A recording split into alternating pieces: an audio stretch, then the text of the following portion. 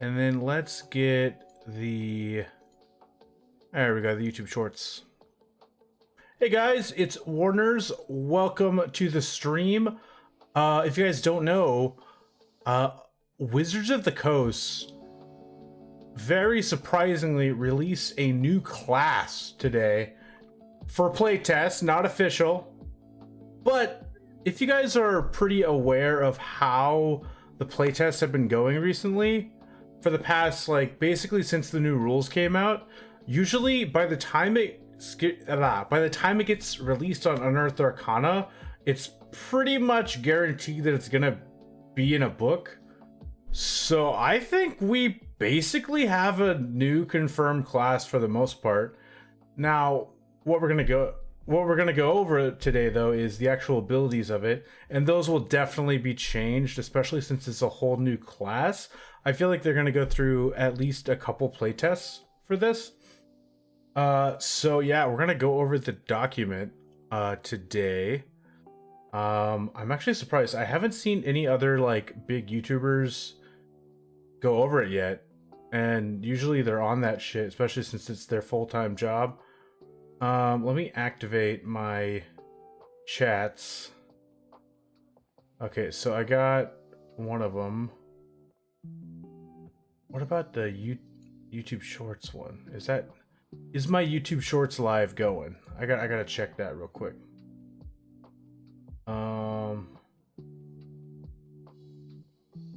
It doesn't say it is. Maybe it is. I'll do this. I'm gonna copy the stream key.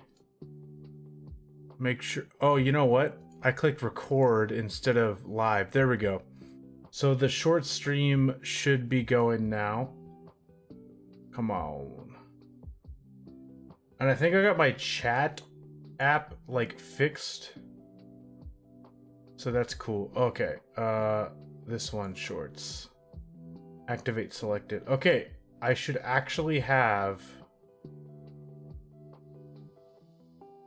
ended? What? No. Yeah.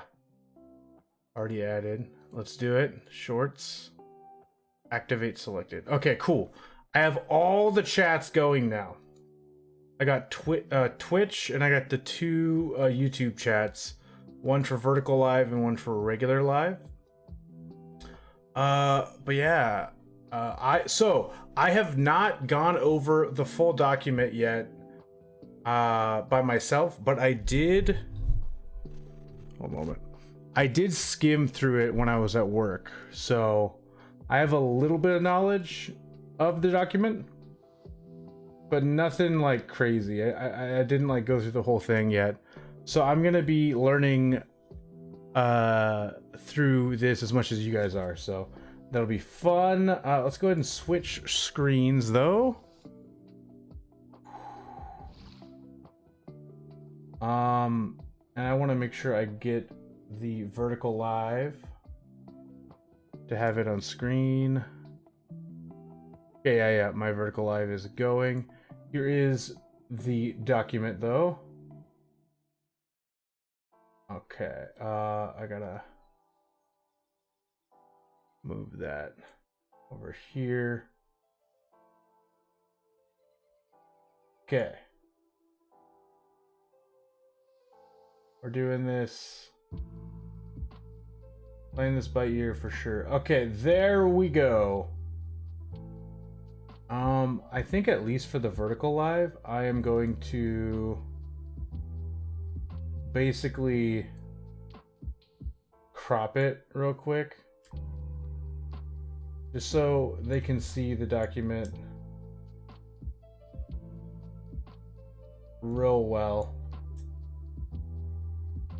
Yeah, if I am trying to show you guys anything else afterwards though, it might be hard for you guys to see. But yeah, you guys, I'm gonna get vertical live is gonna get the nice zoomed in version of this. And where's the chat? I want to make sure the chat, I'm gonna make the chat pretty small in vertical live because we're going over the document, you know, so yeah. Cool. Actually, you know what? There we go. I'm going to put the chat here. And I'm going to make this fill up the whole thing, basically. Yeah, it's going to be a very unique experience for Vertical Live. Okay. Yeah, the chat's going to actually be over me. Kind of like... There we go. Oh. Do I want to do that? Yeah, fuck it. Fuck it. Okay. Yeah, let's do this, guys. Oh, do we got a double take thing going on right now? I think I got double seeing things happening on the not Vertical Live. Oh yeah, I got 2 display captures. What's up with that? Which one do we want? I'm gonna go for this one.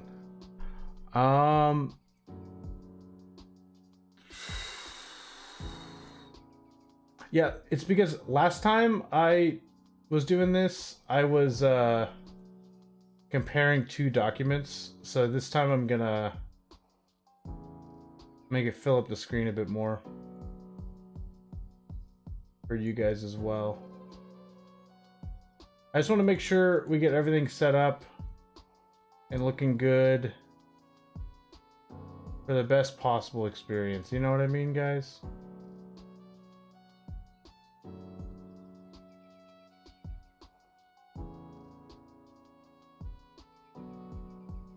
There you go. I feel like that looks good. And now the final thing is volume of music. I want it to not be that loud. Come on. There we go. Just like barely there. Barely there. Okay, guys. So we have the Psion class. Before I go too deep into it, I will give you some of my like general takes on this. I'm excited for there to be new classes in the game. I think that I just like new content. I don't really like... Some people, they don't want the game to be too bloated or whatever, but I love new content, so having a whole new class is so cool. Also, think about the multi-classing potential of this. Oh my gosh, as a big multi-class fan. Yeah, it could get crazy. But that all being said, it's also an intelligence-based class I saw. So let's just get into it. Okay, so we have Unearthed Arcana 2025, the Psion. What's inside? The first new class since the Artificer. The Psion weaves magic through the power of their mind. Indeed, indeed.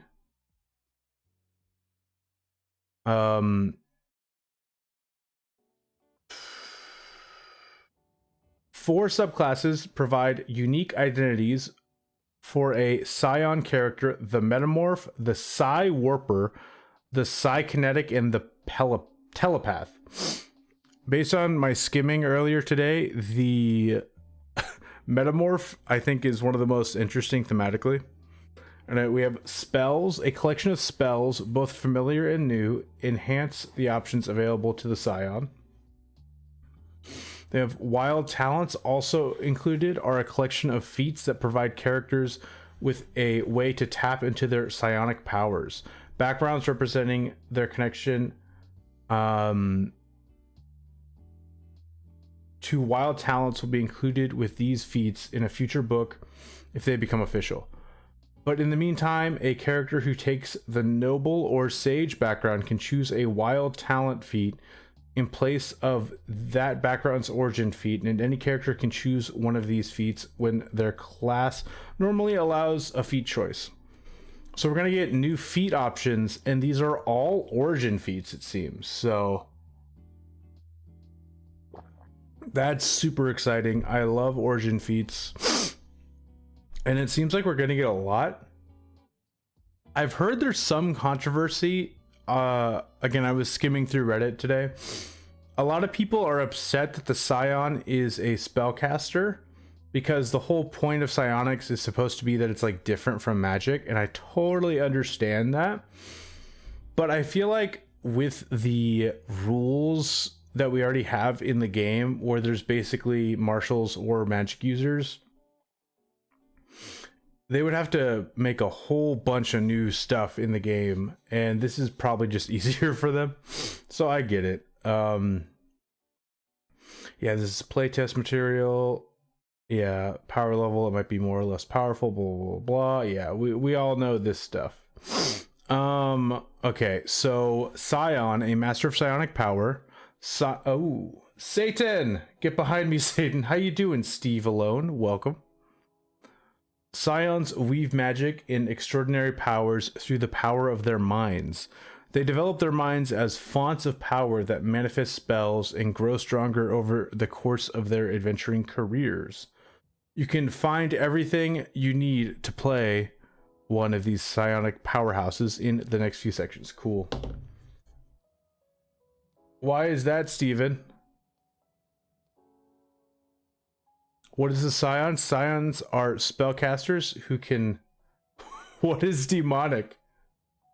Steven. Sometimes called psionics, can trace their history back to the appendix of the first edition player's handbook as a psionics using class first appeared in the complete psionics handbook in 1991. Oh, okay, so there was psionics in older editions of D&D. Psionics have taken numerous forms in D&D, from alternative magic systems to options that dovetail with other D&D rules. In the 5th edition, psychic power is synonymous with magic, and magic is and the magic of the mind flavors numerous spells, monsters, and subclasses like the Psi Warrior Fighter and the Aberrant Sorcery Sorcerer. What? Wait, I'm demonic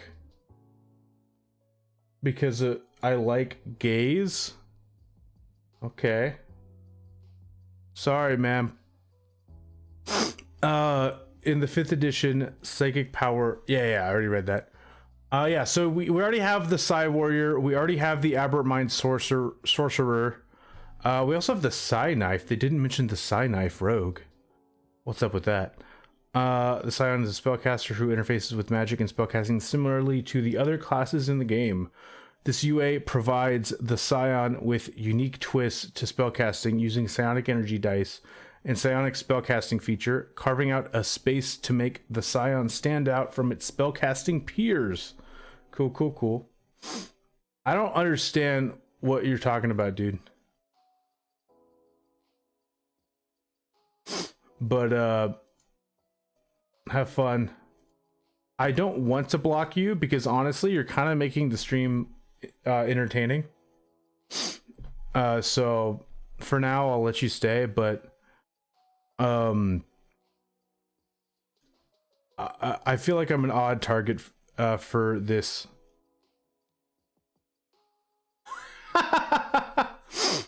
Dude, we're talking about Dungeons and Dragons, like a tabletop game. It's not 1980 anymore, man, so but it's kind of fun that you guys still exist. Okay, so we got primary ability intelligence, hit point die, d6 per Psion level. Oh my god, ads. Okay, I might actually have to block you, dude. Yeah, I'm gonna block him. What's up, Zach? Steven Alone, I'm sorry, but you're gonna be alone again. So, rip.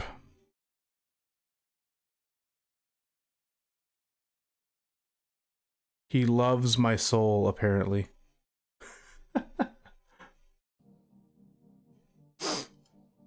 It was entertaining for a while. Okay, so yeah, intelligence in wisdom, saving throw proficiencies. That makes total sense. Choose 2: Arcana, Insight, Intimidation, Investigation, Medicine, Perception, and Persuasion. Weapon proficiency simple. No armor training. Starting equipment, yeah, pretty typical. Like basically, it's the wizard shit.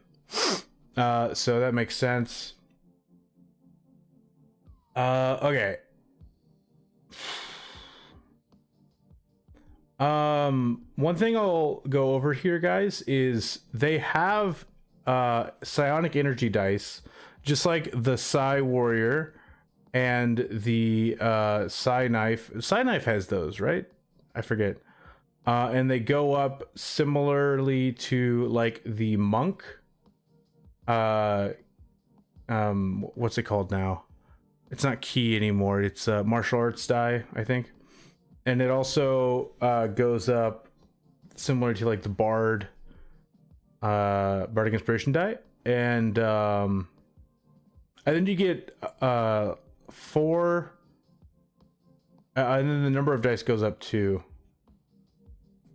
So unlike the Bard, where Bardic Inspiration goes up with your charisma modifier, it actually goes all the way up to 12. So you get more psionic energy dice than the Bard gets Bardic Inspiration dice, if that makes sense.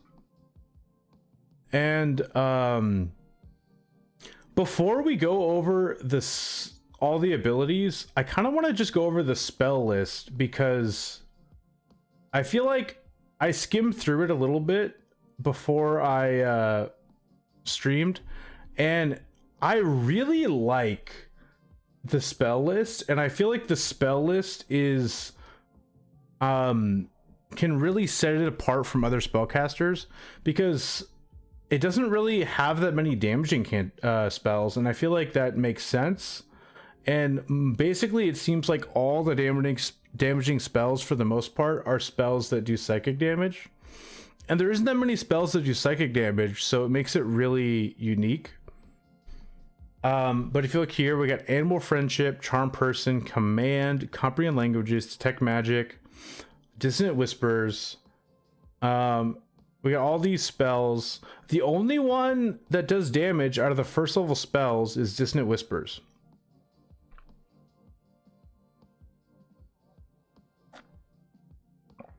So that's pretty crazy. It's a lot of enchantment and a lot of transmutation. Cantrips, it's similar. Only Mind Sliver and True Strike do damage. There's also this new cantrip called Telekinetic Fling. It took me a while to find that one, so I'll show that to you now, just so that we can. I feel like they didn't organize this document that well, unfortunately. It's very similar to True Strike, though. So Telekinetic Fling, casting time, action, range 60 feet, verbal somatic, an arrow, bolt, bullet, or needle worth at least 1 copper piece. Duration instantaneous. You brandish the ammunition used to cast this spell and fire it at a creature within range using psionic energy. Make a ranged spell attack against the target. On a hit, the target takes 1d10 force damage and the ammunition is destroyed. And then it goes up to 2d6 at level 5, 3d6 at level 11, and 4d6 at level 17. So it's like, it's fine. It's not like super good, but it's also like, there's nothing wrong with it. It doesn't use your spellcasting. No, you make a ranged spell attack. So it does use your spellcasting ability modifier, I assume, if it's a ranged spell attack. So that's cool.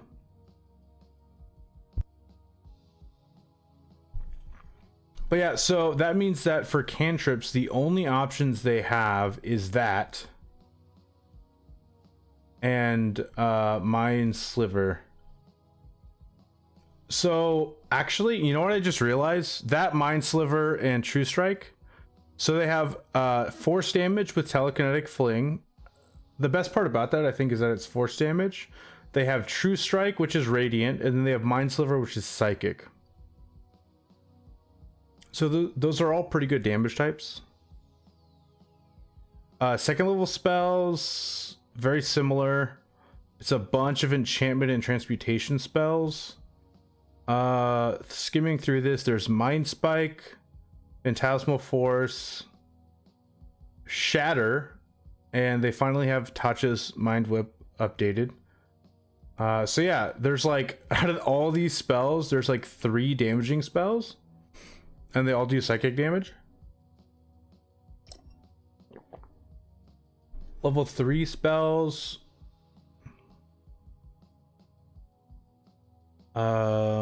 We have, oh yeah, there's a completely brand new summoning spell, which I'm excited to look at. Oh wow, I didn't even see this one earlier. So there's 2 completely brand new spells. Telekinetic Crush. That sounds so fucking cool. I'm excited to see that. But these seem to be the only damaging 3rd level spells.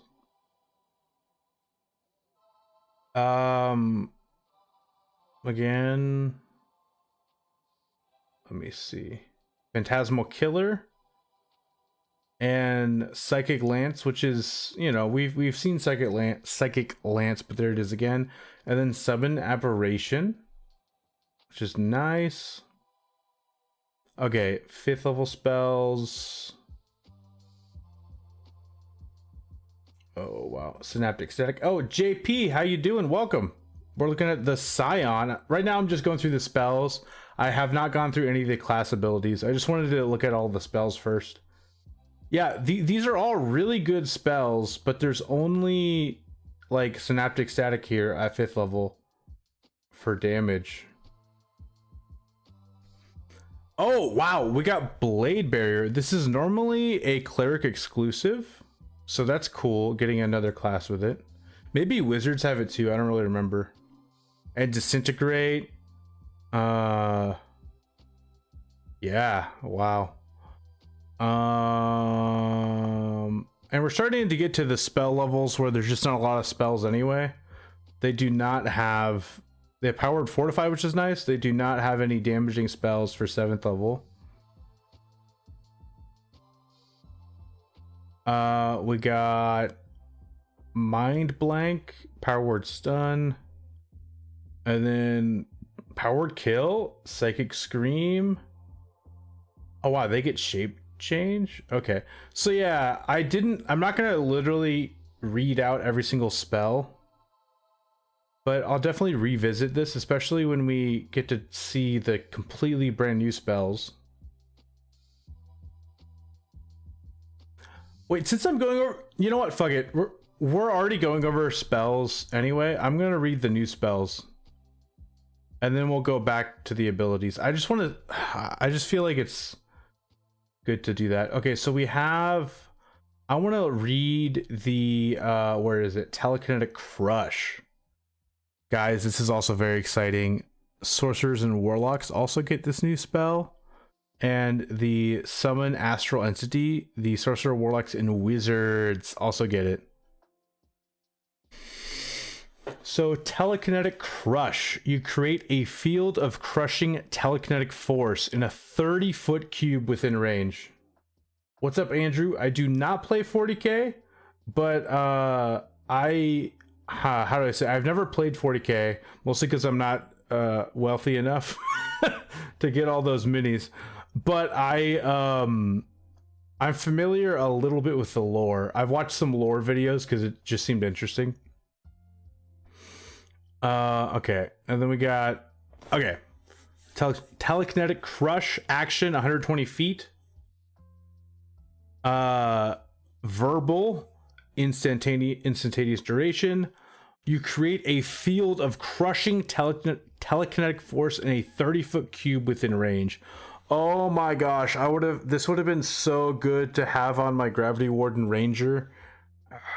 This probably won't be in the SR, this probably won't end up in the SRD, but holy shit. Each creature in the area makes a strength saving throw. On a failed save, a target takes 5d6 force damage and has the prone condition. On a successful save, a target takes half as much damage. 30-foot cube. 30-foot cube. Strength save. On a fail, 5d6 and prone. And it scales by 1d6 per spell level. Level 3 spell. That's pretty freaking good. How many d6 is Fireball? I'm blanking for some reason.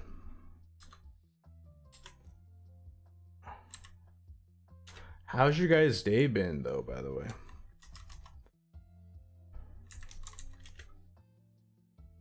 We're gonna check Fireball.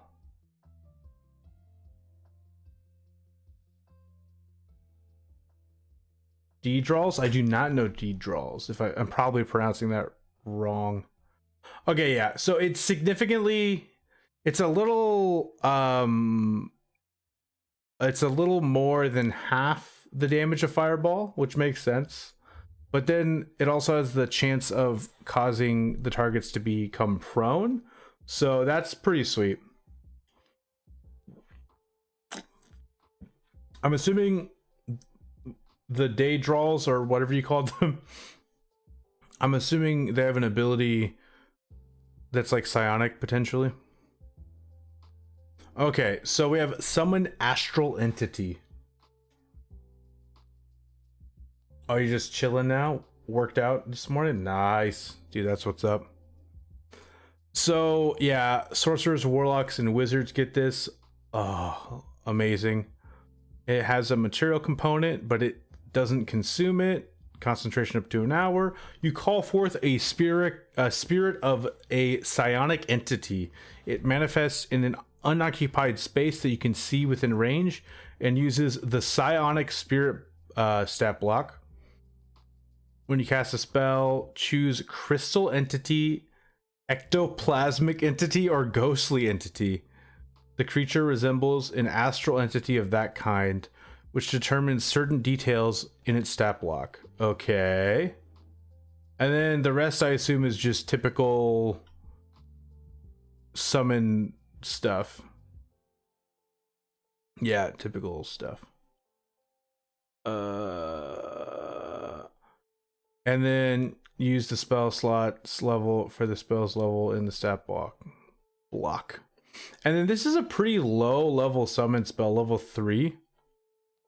Okay, so we have AC, the spells level +2. I'm assuming the +2 is crystal entity only.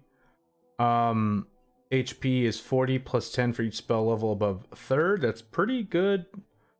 Speed 30, and then fly speed 30 for the ghostly entity. Okay, we have dark vision, blah blah blah, deep speech specifically, and then telepathy. Traits: the ectoplasmic entity and the ghostly entity only have incorporeal passage. The spirit can move through other creatures and objects as if they were difficult terrain. Cool. If the spirit ends its turn in such a space, it is shunted to the nearest unoccupied space and takes 1d10 force damage for every 5 feet traveled. So that's pretty nice. But it's mostly a ribbon feature, I feel like. I feel like it could be pretty cool for like... Honestly, I just realized something. If you had this on a warlock and you cast and you used their invocation, Gaze of Two Minds, that could be pretty sweet. Anyway, the spirit makes a number of attacks equal to half this spell's level, rounded down. So at this level, it's going to be making only 1 attack, but right away at when you get to cast it at 4th level, it gets 2 attacks. That's pretty sweet. Okay, so Crystal Entity does 1d10 +3 plus the spell's level piercing damage. The Ectoplasmic Entity has Ectoplasmic Slash, ranged attack roll, bonus equals your spell attack modifier, range 30 feet. 1d6 plus 3 plus the spell's level psychic damage. Hit or miss, each creature in a 5-foot emanation originating from and including the target has its speed reduced by 5 feet until the end of its next turn. Pretty small status effect, but definitely a cool one. Imagine if you summoned an ectoplasmic guy and then you used where is it? You used telekinetic crush on your next turn, and then your ectoplasm guy reduced their speed by 5 feet, and then you telekinetic crush them, and then they were prone with their speed reduced by 5 feet. That could be kind of fun. Okay, then we have the ghostly entity only. Ephemeral Ray. Ranged attack roll. Bonus equals your spellcasting ability modifier. 1d8 plus 3 plus the spell's level psychic damage. Okay, so it seems like crystal entity is your tanky melee summon. Ectoplasmic entity is your weird one with a fun status effect. And your ghost is probably the one that I would use most often because it's a 40 HP isn't that much. If you have this little guy, then he can do range damage from a safe distance, and it's psychic, so yeah. Oh, it has a reaction. The crystal entity does. The spirit is hit by a melee attack roll. Response: the spirit halves the damage, rounded down, and it takes from that attack. Spirit can then teleport to an unoccupied space. It can see within 30 feet of itself. Okay, that's pretty freaking cool. So it's actually really tanky. It doesn't just have higher AC. It also has a reaction to reduce damage and teleport away. Wow. Okay. That's a cool spell. I gotta say, that's pretty sweet. But now that we've gone over the new spells and kind of skimmed through their spell list, we got the basic idea of it. Let's actually start going through the abilities. So we have becoming a Psion as a level 1 character. Gain all the traits in the core Psion traits table. Okay. Spellcasting, psionic power, and subtle telekinesis. And then multiclassing, it's the same as multiclassing a wizard, it seems. As a Psion, you gain the following class features when you reach the specified levels. These features are listed in the Psion features table. Level 1 spellcasting. You know, 2 Psion cantrips of your choice, minor illusion and telekinetic fling, are recommended. Okay. When you gain a Psion level, you can replace one of your cantrips from this feature with another Psion cantrip of your choice. Okay. When you reach level 10 and 14, you learn additional Psion cantrip of your choice. Oh, wow. So you don't get more cantrips till pretty high up there. I forget, what's wizard's cantrip amount? I know that sorcerers and warlocks get like so many cantrips, so that just feels like that's not very much.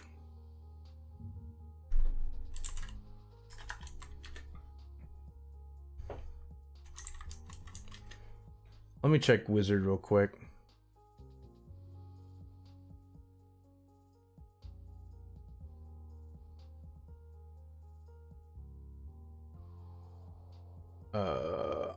Three, 4. Yeah. By level 10, they have like more than double what Psion has. Okay, so it's light on the cantrips. You gotta really know what you want.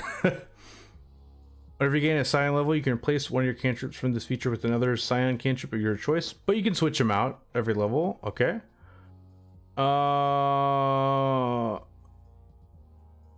Yeah, and it seems like it's a full caster. It has normal spell progression.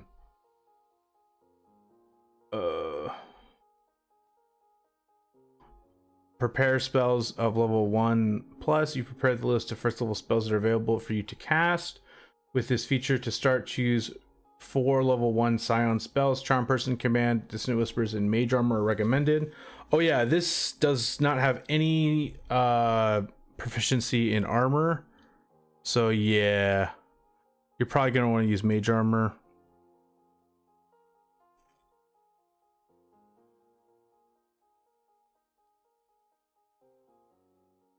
Sorry.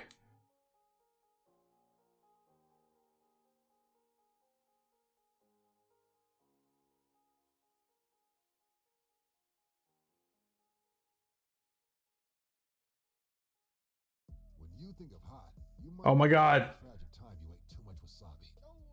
I clicked on a video that was like, no ads, safe to use on YouTube, and there's totally ads.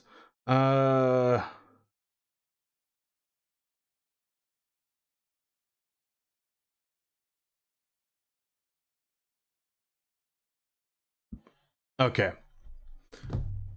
Sorry, I was replying to a message. Okay. I don't think I'm gonna... Oh yeah, I feel like this I don't really need to read because it's all typical, but this is different.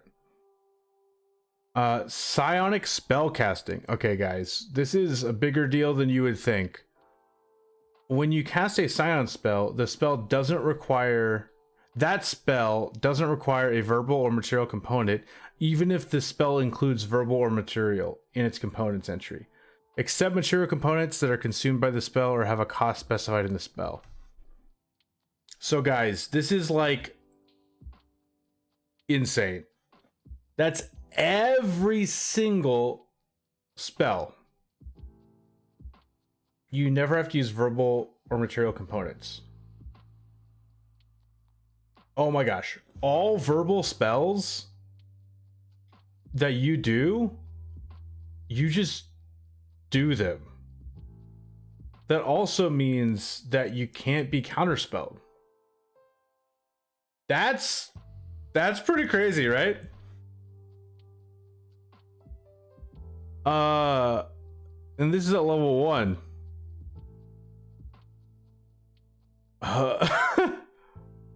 Yeah.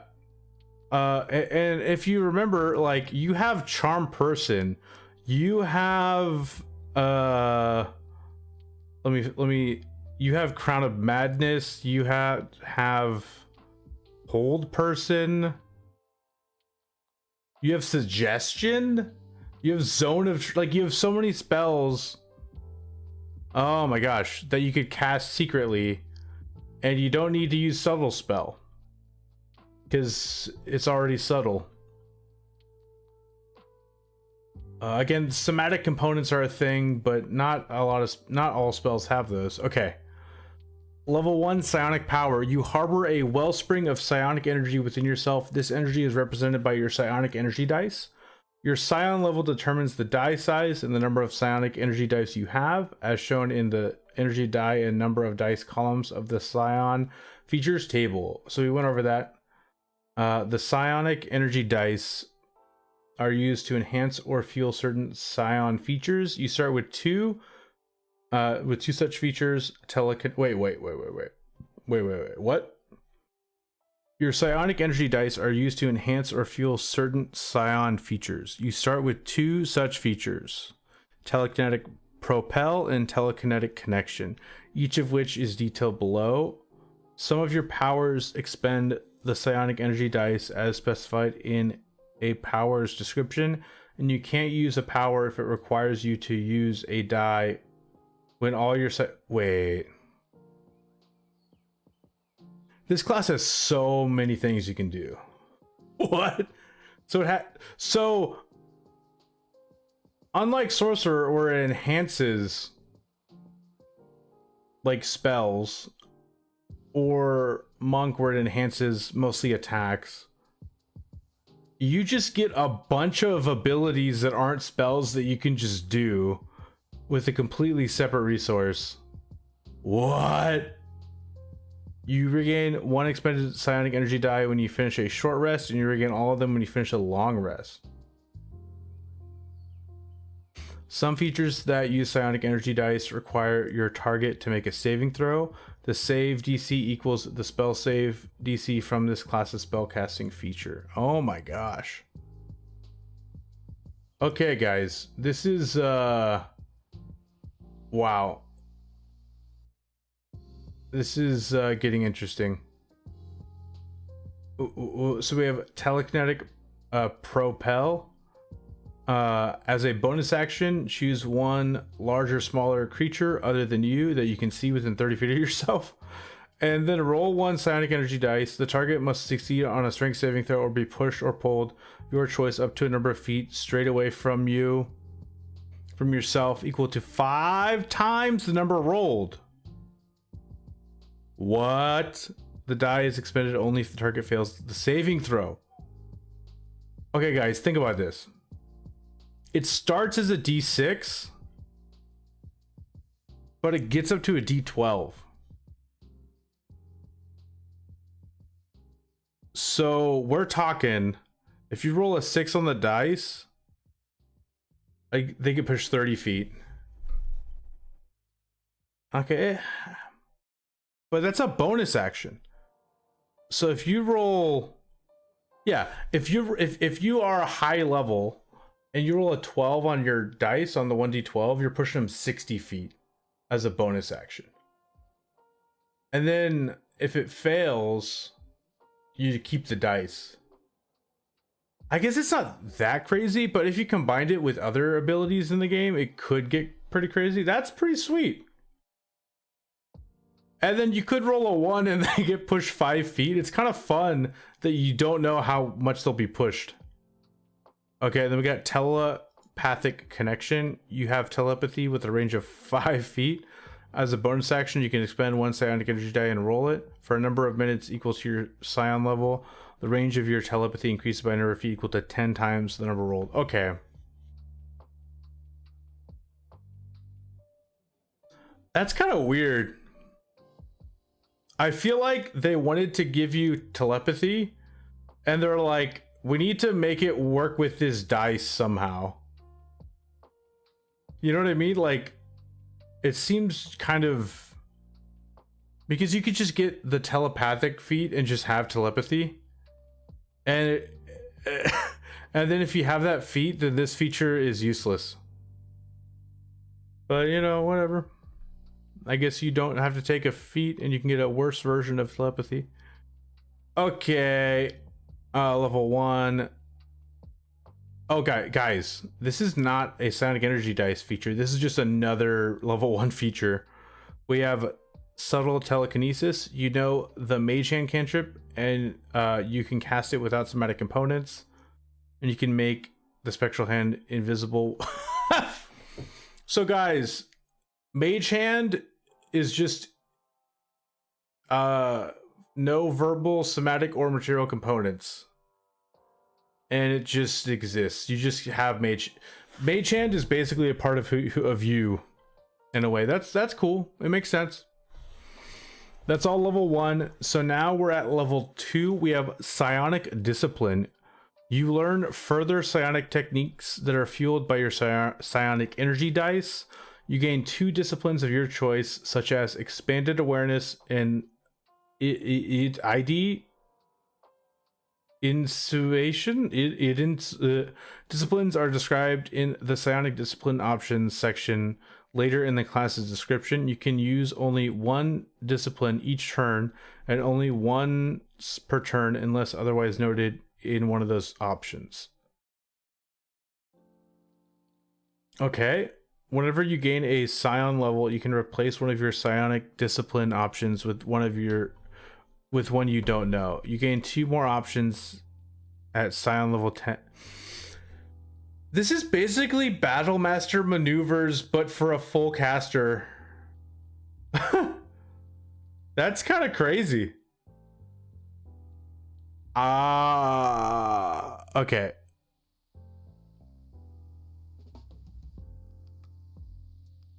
Okay. I'm kind of confused with how you gain them. So you gain... Okay, so at level 2, so you always have telepathic connection, and you always have telekinetic propel. But then at level 2, you get 2 more. And then whenever you gain a psion level, you can replace one of them. And then you gain 2 more at level 10 and 2 more at level 17. Okay. We have to go over them, guys. I'm gonna go over the psionic disciplines because this plays in. Oh, okay, so we have a lot. Wow. 1, 2, 3, 4, 5, 6, 7, 8, 9, 10, 11. Oh, okay. This is at level 2, by the way, guys. We're still only at level 2. There's 4 subclasses to go over. Oh my gosh, guys. Okay, this is gonna take a while. Okay, psionic discipline options appear in alphabetical order. We have biofeedback. When you cast a psion spell from the necromancy or transmutation school, you can expend 1 psionic energy die and roll it. You gain a number of temporary hit points equal to the number rolled plus your intelligence modifier. Okay, so that's pretty cool. That's a good sustain option. You just get temporary hit points and you can choose when you do it. It also doesn't say a leveled spell, so it could be a necromancy or transmutation cantrip, which I don't think they have much. But like let me I'm just saying, like, if they wanted to do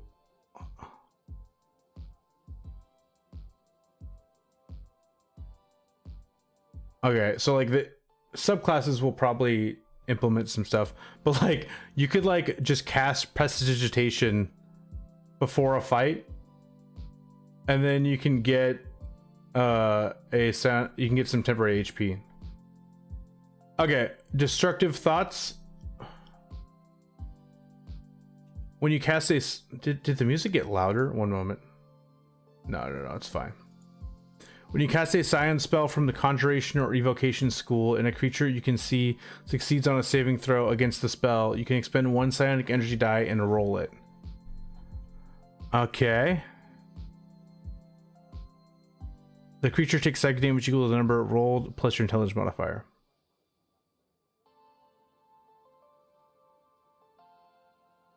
Okay, so it seems like said hi. Jackson. Hi, how you doing? Welcome. Okay, so what's interesting about this?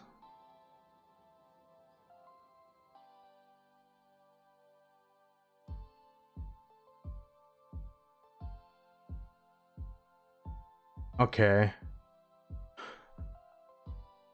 So it says a creature you can see succeeds on a saving throw against the spell. You can expend. So basically, if you cast a spell on someone and it succeeds and they don't take as much damage, or they don't take the damage, or the effect you want to happen doesn't happen, you can still do some damage to them. And it doesn't cost an action or anything, it just costs a die. That's kind of cool. Okay, Devilish Tongue. When you take the influence action, you can expend 1 psychic energy die, roll it, and add the number rolled to the ability check. Okay, that's cool. Ego Whip. When a creature provokes an opportunity attack from you by leaving your reach, you can take a reaction to roll 1 psionic energy die and force the creature to make an intelligence saving throw. On a failed save, the target speed is reduced by 10 feet and it subtracts the number rolled from the next damage roll it makes before the end of its next turn. The die is expended only if the target fails. Okay. So you reduce their speed and you reduce the damage of their next attack. Cool. Expanded awareness. When you take the search action, you can expend 1 psionic energy die, roll it, and add the number rolled to the ability check. Okay. When eyed insuation. When you cast a psion spell from the enchantment or illusion school that forces a creature to make a saving throw, you can expend 2 psionic energy dice and roll 1 psionic energy die. One target of the spell you can see subtracts the number rolled from its saving throw against the spell. Okay. Why did the music stop? Okay. When you make an attack roll against it, okay, so but basically with this one, you can, if you're like banishment, I think is enchantment, or maybe it's not. Let's find one. Okay, I just thought of something, guys. So remember, all your spells basically have subtle spell cast on them, unless they have a somatic component. You could cast Charm Person on someone, and then you could lower, you could subtract the number rolled from their saving throw. Because it's enchantment. Yeah. Basically all spells, like Enthrall.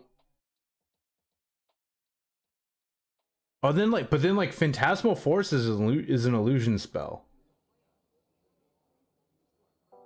Same with, oh my gosh. Fear is an illusion spell? You could lower their DC for Hypnotic Pattern. Oh my god. That's really good. I would definitely take this one. Okay. Inner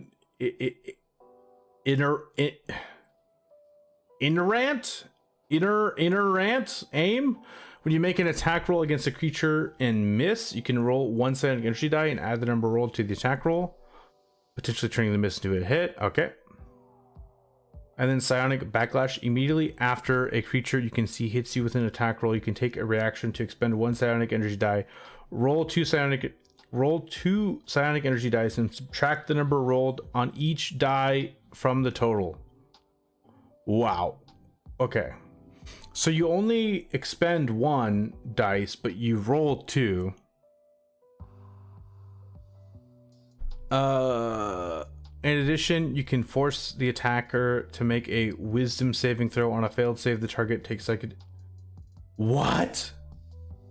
Okay, so as a reaction, you can expend one psionic energy dice. Okay, think about this. So at level 2, you have 4 psionic energy dice, and they're d6s. Okay, so you get hit. You reaction, consume only one of your dice, and you roll 2, so you're gonna on average roll about 6, but you can roll up to 12. You reduce the damage taken by 6, and then you deal 6 damage to them? Is that what it is? And then you do 6 psychic damage to them. And then at high levels, that can be reducing the damage by 12 up to 24 and doing 12 to 24 damage to them. Oh my gosh.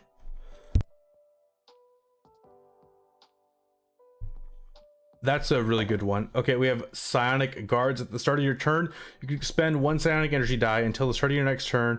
You have immunity to the Charmed and Frightened conditions and have advantages on intelligence saving throws. If you are Charmed or Frightened when you use this discipline, the condition ends on you. When you use Psionic Guards, you can also use a different Psionic discipline this turn. Okay.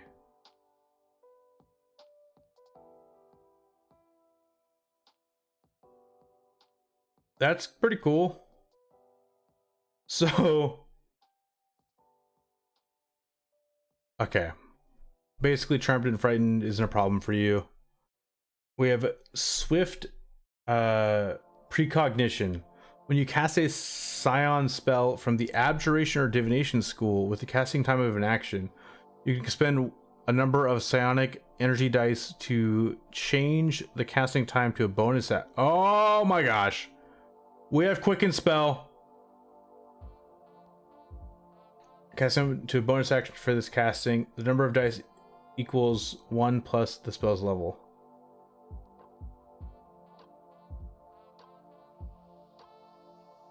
It's pretty expensive though. So let's say you want to quicken a... so it's also only Abjuration and Divination, so let me see.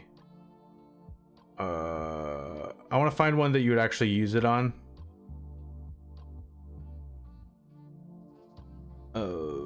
Okay, here's one. Blade Ward, which you would want to do. I would do this for sure.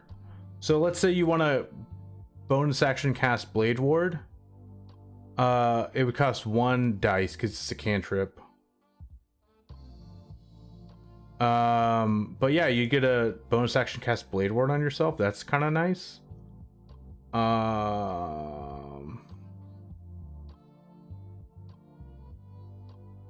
Wait, I forgot that True Strike is divination. You could bonus action cast True Strike, guys. Oh my gosh. That's pretty sweet. And then we got, let me look at other ones.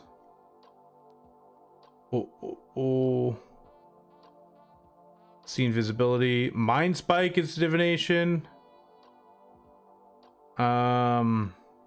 Dispel magic. Bonus action dispel magic is cool. Intellect Fortress is a nice buff. Bonus action freedom of movement is very clutch. We got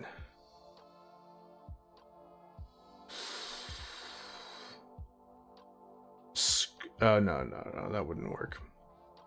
Find the path, no. Abjuration. That's all the ones that I think are kind of cool. I guess you could technically do Mind Blank. Okay, that's very interesting.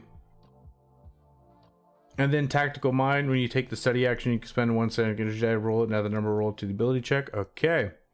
So yeah, those are the psionic discipline options, which I feel like it's kind of like invocations, but it's honestly more like Battlemaster maneuvers. That's pretty crazy of a feature, in my opinion. Okay, but now we have another thing, guys. We have another thing, because of course we have another thing. We have psionic modes. Level 2, you have honed your psionic powers to act as both a shield and a weapon in battle. As a bonus action, you can choose one of the following modes, granting you certain benefits for 1 minute or until you use this feature again. We have attack mode and defense mode. Okay.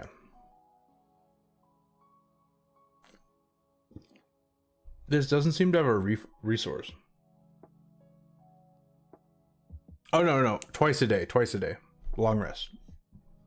Okay, attack mode. Damage from your weapon attacks, psionic spells, and psionic features ignore resistance to psychic damage. In addition, when you roll damage for a spell, you can expend 1 psionic energy dice to re-roll a number of damage dice up to your intelligence modifier. Oh my gosh. So it's an empowered spell.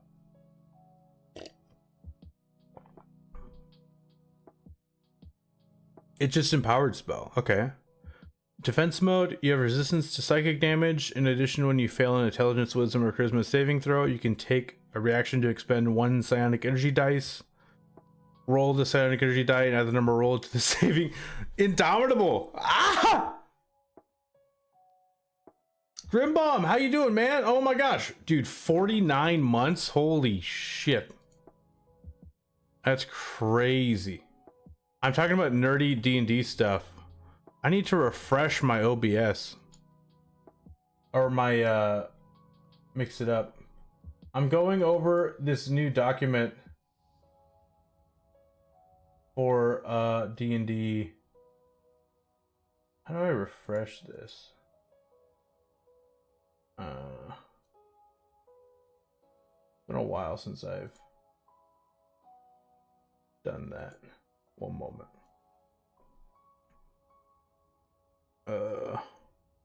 I'll refresh. Boom. Yeah, how you doing, man? Welcome to the stream. Okay. They're adding a new class to D&D, dude. Oh, okay, but literally, guys, you have a mini Indomitable and not a mini, an actual what's it called? Empowered spell. So it's taking this class is taking things from the sorcerer and the battlemaster fighter, kind of in design, not necessarily in actual abilities. And it's a full caster. Dude, I'm doing great. Honestly, D&D's been coming out with so much stuff lately, it's kind of hard to keep up.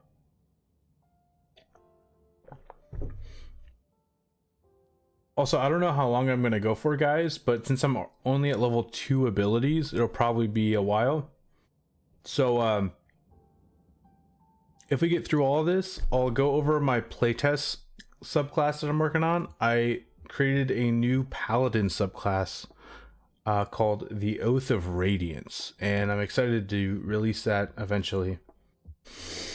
But level 3 we get Psion subclass. I'm gonna go through all the main class abilities and then go to subclasses. How you doing? Okay, and level 4 ability score improvement. Level 5 psionic restoration. When you finish a short rest, you regain expended psionic energy dice, but no more than a number equal to half the number of your dice. Write it down. Once you use this feature, you can't do so again until you finish a long rest. So you get psionic restoration, but you already get 1 free dice back on a short rest. So you basically get half plus 1 on a short rest. Dude, I haven't been in your chat lately, but I have been watching your Oblivion Remastered streams from time to time.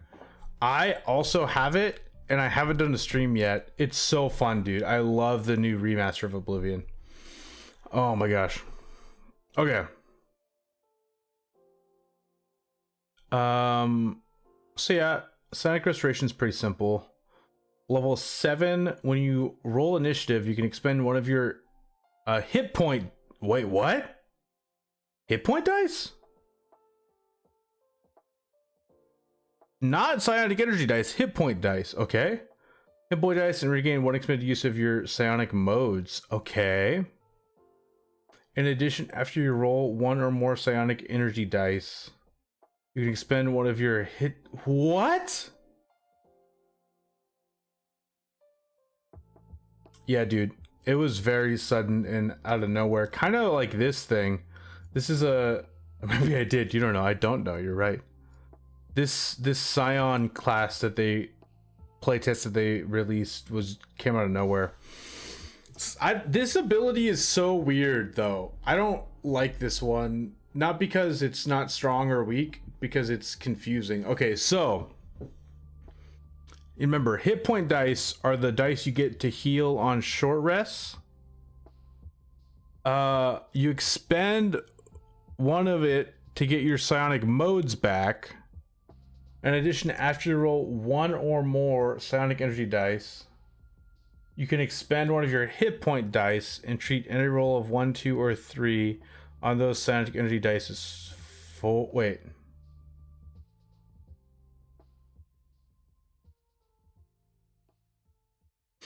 Okay, so basically, if you don't care about healing on your short rest, and you rolled low on your psionic energy dice, you can use a hit point dice to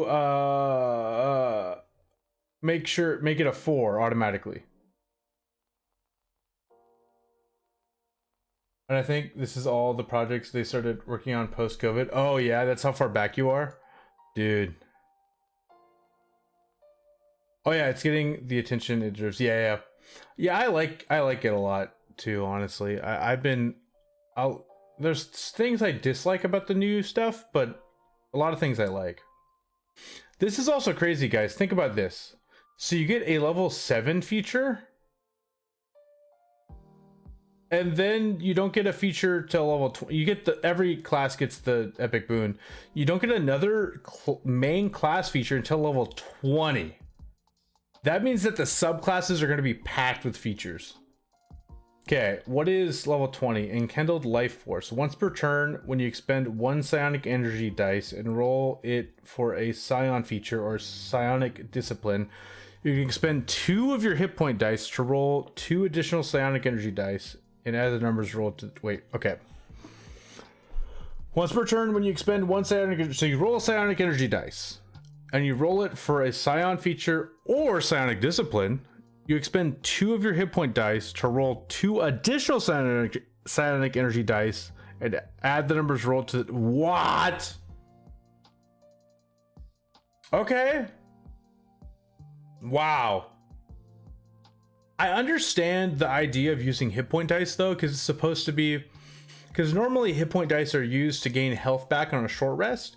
So now that this class is using it as a resource, it makes it so it's like you're kind of gambling with your life force. So I get the theme, but that is all the base class, guys.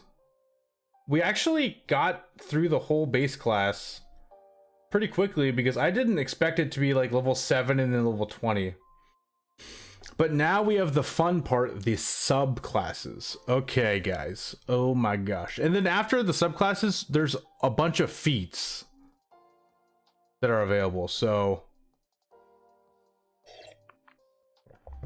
okay, we skimmed through the spell list earlier. This one I'm super excited for. It is the Metamorph. Okay, psychically sculpt life in flesh. Your mastery of psionic powers turns inward. Your own flesh becomes like clay to you, and you mold it to turn it into the perfect vessel of your psionic powers. Is the music too loud for you guys? I feel like... There we go. I made it even quieter. What'd you send me? I like only feet that I'm not gonna click that. Oh, we aren't talking about those feet. Yeah, not those feet. Sorry about that, Grimbum. Okay, your mastery of sonic power turns inward. Your own flesh becomes like clay to you, and you mold it. They have a typo. You mold it to turn into the perfect vessel of your psionic powers. Experience in manipulating your life energy also enables you to adjust the life force of friends and foes alike. Okay, when you reach a psion level specified in the Metamorph spells table, you therefore always have the listed spells prepared. Alter self, cure wounds, inflict wounds, lesser restoration, aura vitality, haste, polymorph, stone skin, contagion, and mass cure wounds. You got me excited for nothing. Well, here you go. Only cats? Onlycats.com?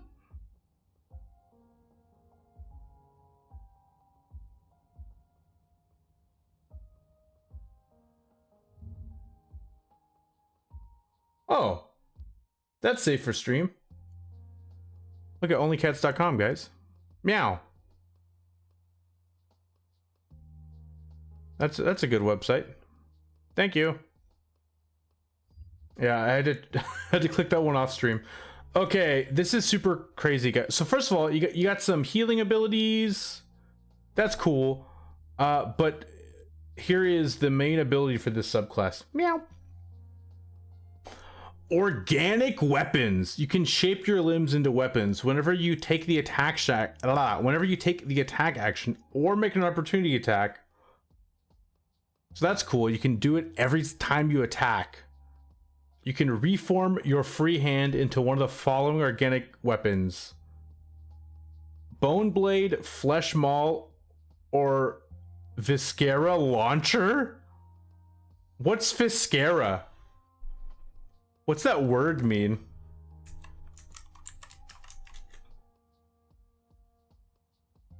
Well, it's a professional wrestler.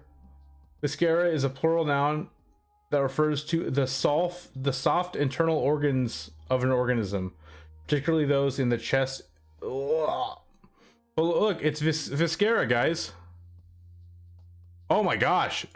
He's got those, well, at least in this picture, he's got those colored contacts. Dude, this guy's a freaking beast. I'm gonna now think of, whenever I think of this ability, I'm gonna think of them launching this guy out of their hands. Dude, those tattoos are sick. Okay. Okay. Your limb immediately returns to its previous form after your organic weapon hits or misses its target. Dang. Whenever you attack with the weapon, you can use your intelligence modifier for the attack and damage rolls instead of using strength or dexterity. You guys probably couldn't see the Viscera guy. I just realized because I have it how I have the document. Whatever. Whenever you attack with open. Okay, so you're using your intelligence modifier for the attacks. And the damage can deal psychic damage or its normal damage type. Bone blade, a blade made of bone springs from your forearm or extends from your hand. The blade counts as a simple melee weapon with the finesse property. Okay, so sneak attack works on it, and it deals 1d8 piercing damage on a hit. You have advantage on the attack roll you make with the blade if at least one of your allies within 5 feet of the target, the ally doesn't have the incapacity condition. Wait, what? Rogue multi-class going crazy? Rogue Arcane Trickster with the fucking Metamorph Psion multi-class? Oh my gosh, goes crazy? Okay. You just get advantage. Again, I don't know. Actually, I just realized that you would actually, no, it does go crazy because you wouldn't get advantage as a rogue because of that. You would just get to use sneak attack, but now you get advantage and sneak attack. I shouldn't think about multi-classes too much. Anyway, Flesh Maul. Your fist and forearm coalesce into a hardened mass of flesh and bone. The maul counts as a simple melee weapon and deals 1d10 bludgeoning damage on a hit. A creature hit by the maul has disadvantage on the next strength or constitution saving throw it makes before starting next turn. What?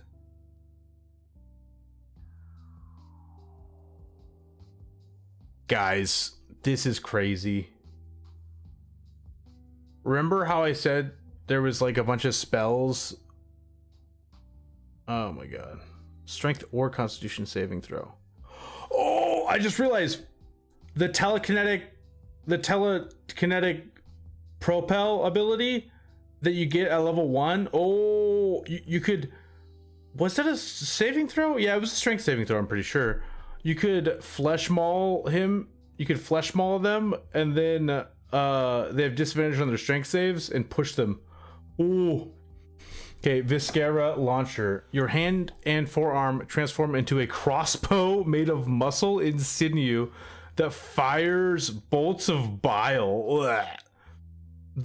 Hi, how you? Steven alone? How'd you get back?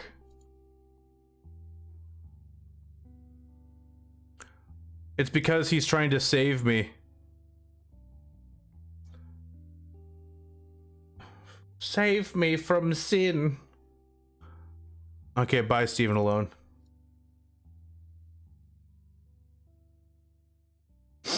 Okay. Let's go back. Okay. The launcher counts as a simple ranged weapon with a normal range of 30 feet and a long range of 90 feet, so pretty close quarters still. And it deals 1d6 acid damage on a hit. Once on each of your turns, when you hit a creature with an attack roll using the launcher, you can deal an extra 1d6 acid damage to the target. Okay, that's pretty cool. I think the Flesh Maul is my favorite. Yeah. Okay, level 3, extend limbs. As a bonus action, you can spend 1 static energy die for the next minute. You gain the following benefits. Your reach increases by 5 feet. Your speed increases by 5 feet. When you cast a spell that has a range of touch or a casting time of an action, you can make the spell's range 10 feet. Oh my gosh. Wait. Oh wait, no, never mind. Haste is an enchantment spell, right? Yeah, and anyway, I was thinking about the like invocation type things and what you could combo with the subclass spells. Anyway. Touch, when you cast a spell that has a range of touch, And a casting time of an action, you can make the spell's range 10 feet. Okay, that's really good. Oh, cure wounds. Think about this, guys.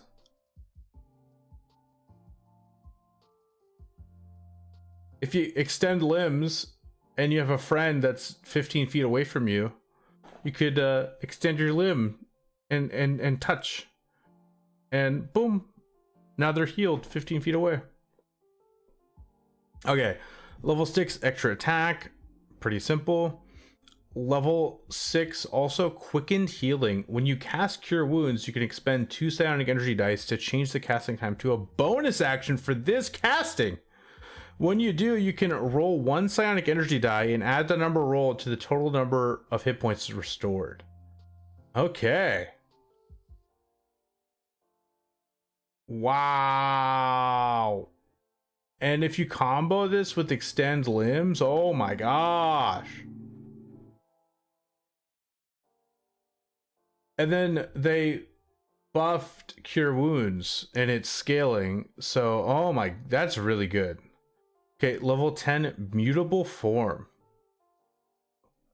When you use extend limbs, the duration increases to 10 minutes and you gain one of the following benefits of your choice, the effects of which last until extend limbs ends. Okay, we have stony apparatus. You have advantage on constitution saving throws to maintain concentration. Great for concentrating on haste or some other spell. In addition, choose one of the following damage types: acid, bludgeoning, cold, fire, lightning, piercing, poison, slashing, or thunder. You gain resistance to the chosen damage type. That's pretty good. We got superior stride. While you aren't wearing armor, you can take the dash action as a bonus action, and you have a climb speed and swim speed equal to your speed. Okay, and then we have unnatural flexibility. You get a +2 bonus to AC, and your body, along with any equipment you're wearing or carrying, becomes pliable. You can move through any spaces narrow as 1 inch, and you can spend 5 feet of movement to escape from non-magical restraints or end the grappled condition. That's pretty cool. That's pretty cool. Okay. So you're a damage dealer that has some interesting utility, and you can heal pretty freaking well. You're like a little full melee caster healer that is very creepy. Extra attack also lets you cast a cantrip. Pretty cool. Oh, I skipped that. I skipped that because I assumed that it was just regular extra attack. Holy shit, Space Meta Fighter. Thank you for letting me know. You can attack twice instead of once whenever you take the attack action on your turn. In addition, you can cast one of your Psion cantrips that has a casting time of an action in place of one of those attacks. Wow! Blowing my mind. Again, that is only... Well, technically it's a bunch of stuff, but for damage, you could do telekinetic fling, true strike, or mind sliver. Oh my gosh, I just realized. Oh my god. Okay. Wait a second, guys. Wait a second. I just thought of something. Okay. I just thought of a crazy combo.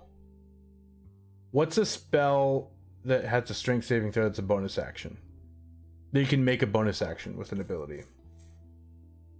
It's abjuration and divination spells. I know that. Is that new telekinetic? Oh, transmutation.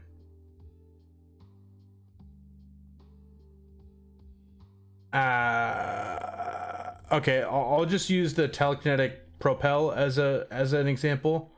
Okay, and it's a strength save, right? Yeah, okay. What you could do is you could hit them with your flesh maul. You could hit them with your flesh maul. Now they have disadvantage on their next strength saving throw. You cast Mind Sliver on them, which subtracts a D4 from their next saving throw, and then you propel them with disadvantage strength throw minus 1d4. That's pretty cool. We have life bending weapons level 14.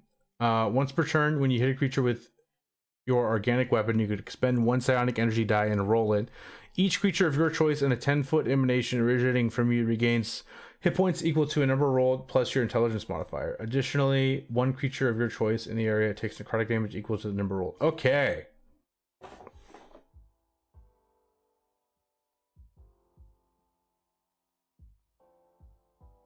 So basically you're AoE healing people for like around 10-ish HP, depending on what you roll. Okay. And by level 14, how many dice do you have? Okay, so you have 10 dice. And it's a D10. So like every turn, you could just like do crazy AoE healing. Okay, that's pretty crazy actually.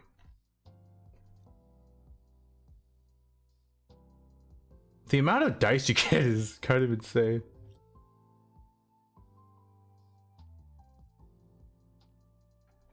This is the creepiest support subclass I've ever seen. Because you're healing, you have lesser restoration, you have aura vitality, you have polymorph, you have mass cure wounds. Yeah, you're like a weird martial support healer that's terrifying. Okay, now we have Psi Warper. I skimmed through this a very small amount. I feel like people are gonna love this class, this subclass, but I don't know how effective it will actually be. And what I mean by that is it seems to be completely all about teleporting, but teleporting is only, I don't know, I'll think about it more later, but they do get Steel Wind Strike, which I'm so sad that's a ranger spell that other classes can have way better use of. Poor ranger. Anyway, the Psi Warper, warp space with the power of your mind.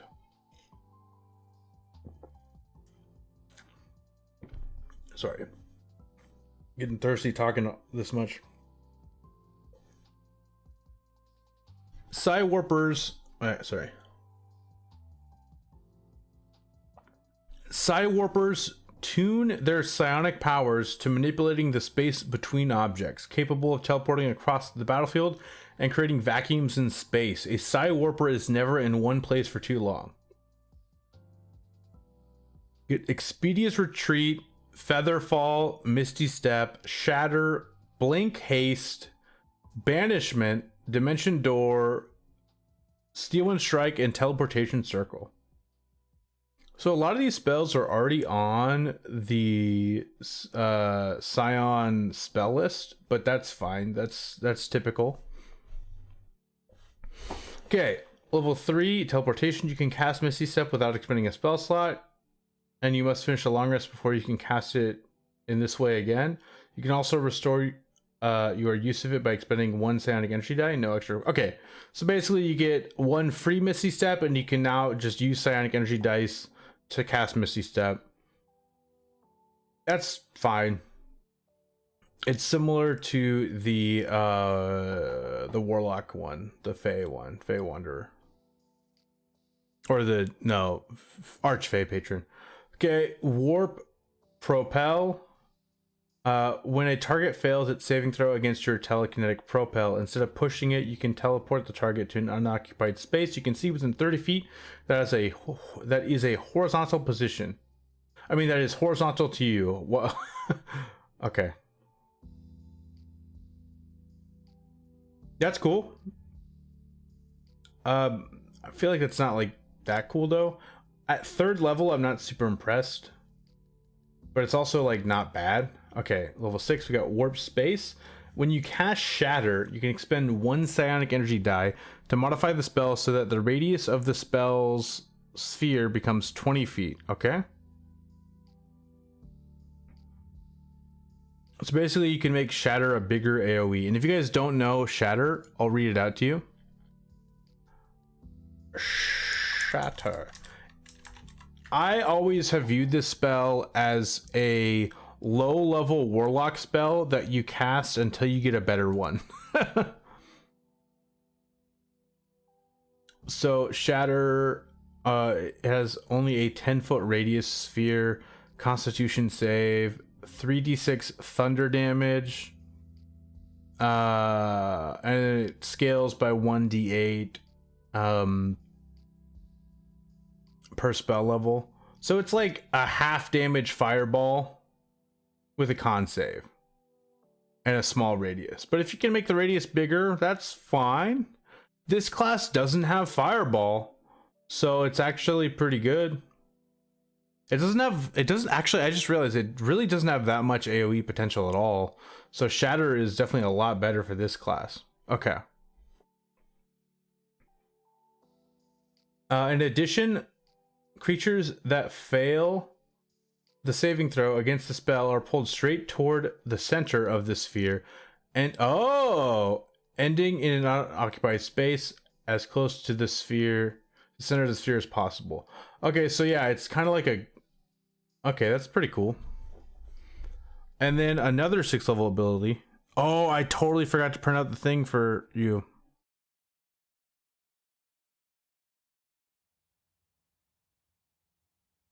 My wife texted me something. She wanted me to print something at work and I forgot because I suck. Okay. Immediately after you cast Misty Step, you can cast one of your Psion cantrips that has a casting time of an action as part of the bonus. Okay, so it seems like this class, they like to have, so far, both subclasses get a way to, at level 6, be able to cast a cantrip as a bonus action. Okay. Okay, that makes you want to teleport more, so that's cool. I now just won't Misty Step randomly. I have a reason to Misty Step. So I can use a psionic energy dice and I can cast Mind Spike or the new cantrip or something like that as a bonus action. That's cool. Okay. Duplicitous target. When a creature you can see makes an attack roll against you,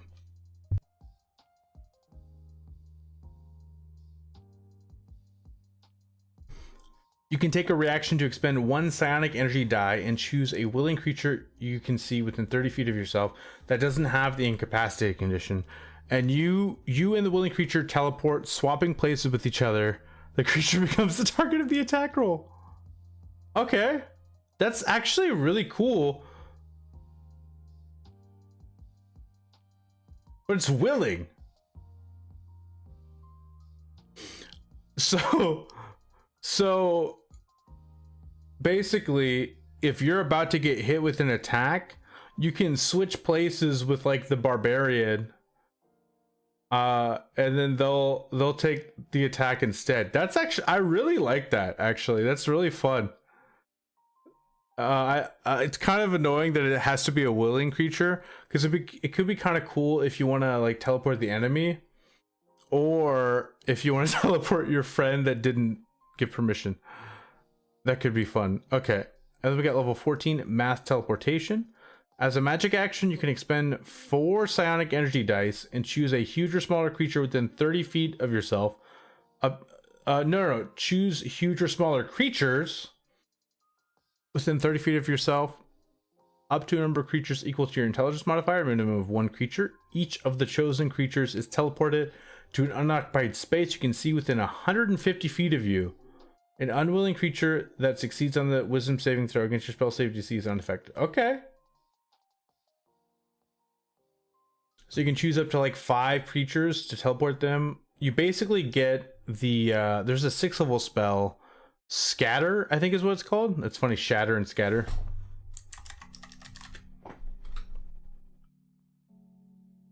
Yeah, it's a Xanathar's Guide spell. I don't know if they updated it. Yeah, it's literally Scatter. It is the Scatter spell. Yeah, they didn't update it in the new rules. Yeah, but it's the scatter spell. Okay, that's cool. Oh, it's slightly more feet though. The scatter is 120. This is 150 feet. Okay, so that's the Psi Warper. I feel like the Psi Warper is pretty fun and interesting, but it's not nearly as strong as the Metamorph. But I feel like the Psi Warper... I feel like the Psi Warper would be really fun to multi-class with. I could see myself wanting to... Oh, I don't know what build. I can't think of builds right now, but I feel like the Psi Warper could be really fun for some sort of like Gish build because of all the movement you got. Okay, we have the Psi Kinetic. They came out with a video, like D&D came out with a video talking about this briefly. It was only like a 10-minute video. I didn't even watch it on stream. But they talked about how the Psi Kinetic is like the quintessential Scion. So I'm expecting pretty cool things here. So we have Psi Kinetic Mold Psionic Force for creation and destruction. A Psi Kinetic controls their psionic powers like a malleable force. They bend their telekinetic energies into sturdy barriers and strike with the force of a battering ram. You get Clouded Daggers, Levitate, Shield, Thunderwave, Slow, Telekinetic Crush, which we talked about, Arluke's Resilient Sphere, Stone Shape, Telekinesis, and Wall of Force. Guys, I'm kind of scared. I was planning to make a Bard subclass called the College of Mimicry, like a mime Bard. And just reading this makes me feel like this will have a lot of my ideas of the mime Bard.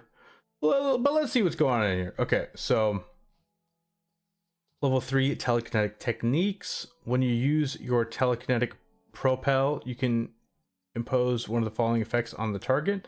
Boost, the target speed increases by 10 feet until the start of your next turn. Okay, so you can like propel your ally. Disorient, the target can make opportunity attacks until the start of its next turn. No, the target can't make opportunity attacks until the start of its next turn. Telekinetic Bolt, if the target fails the saving throw, it takes force damage equal to the number rolled on the psionic energy die. That's pretty cool. Okay, so you just telekinetic propel becomes a damaging ability. So you push them away and do some force damage.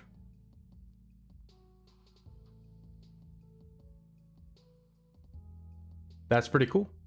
Okay, we have level 6 Empowered Attack Mode. Ooh, while your attack mode is active, you gain a fly speed of 60 feet and can hover. And when you cast a Psion spell, you can add your intelligence modifier to 1 damage roll of that spell. Okay, that's pretty freaking cool. I like that. Level 6 Rebounding Field. When you cast Shield... Wait, do they get Shield? I don't remember that being... Yeah.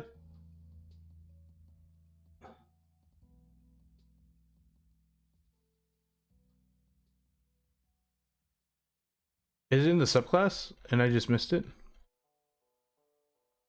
Is it a subclass specific?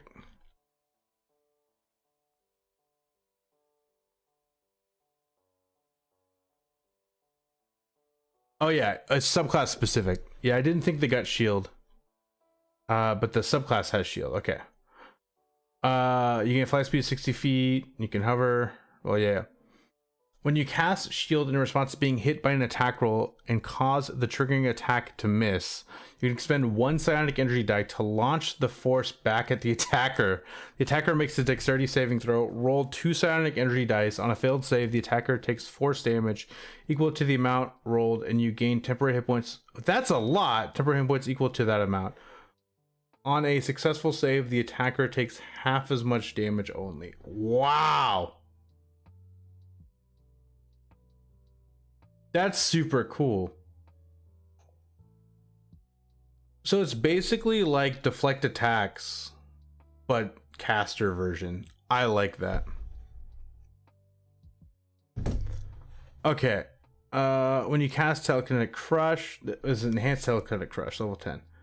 When you cast Telekinetic Crush, you can expend 1 psionic energy die to modify the spell so that whether a creature fails or succeeds on the saving throw against the spell, its speed is halved until the start of your next turn. Okay. And if they fail, they're prone. Oh my. Okay. Okay, guys. So if they fail Telekinetic Crush,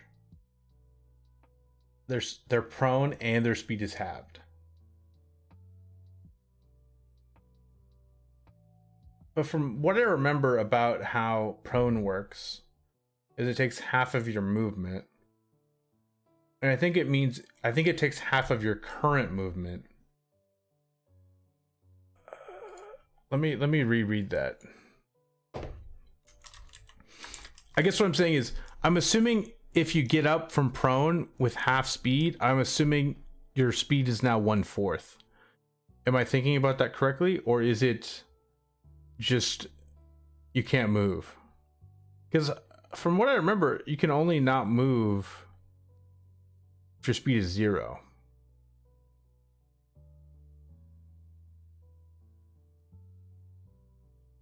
Prone, your only movement options are to crawl or to spend an amount of movement equal to half your speed, rounded down to right yourself and thereby end the condition.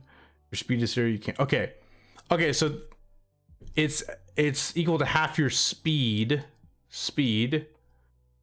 If an effect increases or decreases your speed for a time, any special speed you have increases or decreases by an equal amount to the same duration. If your speed is reduced to 0 and you have a climb speed, your climb speed is also reduced to 0. Similarly, if your speed is halved, you have a spot. Okay, so I think this is how it works, guys. Let me know if you guys think I'm wrong or right. I think what happens here, you're knocked prone and your speed is halved until the start of your next turn. You can stand up, but now your speed is 0. That's what I think it means.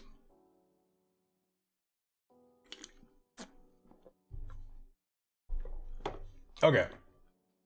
Then level 14, heightened telekinesis. When you cast telekinesis, you can expend 4 psionic energy die to modify the spell so that it doesn't require concentration. Oh my gosh. If you do so, the spell's duration becomes 1 minute for that casting. And you can target gargantuan creatures and objects. Ah! I love this.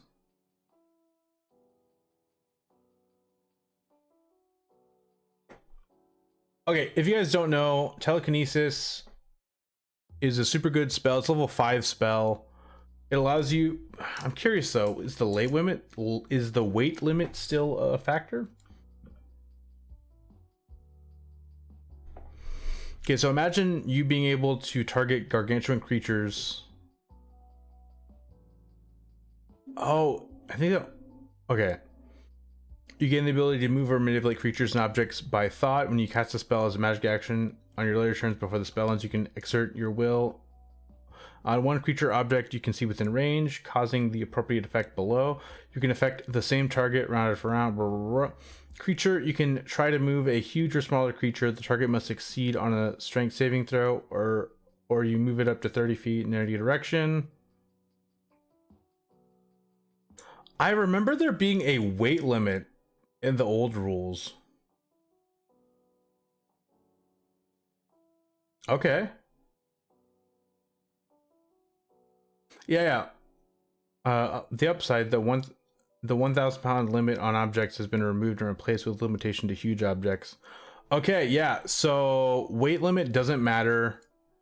You can lift the Tesseract up as a Psion.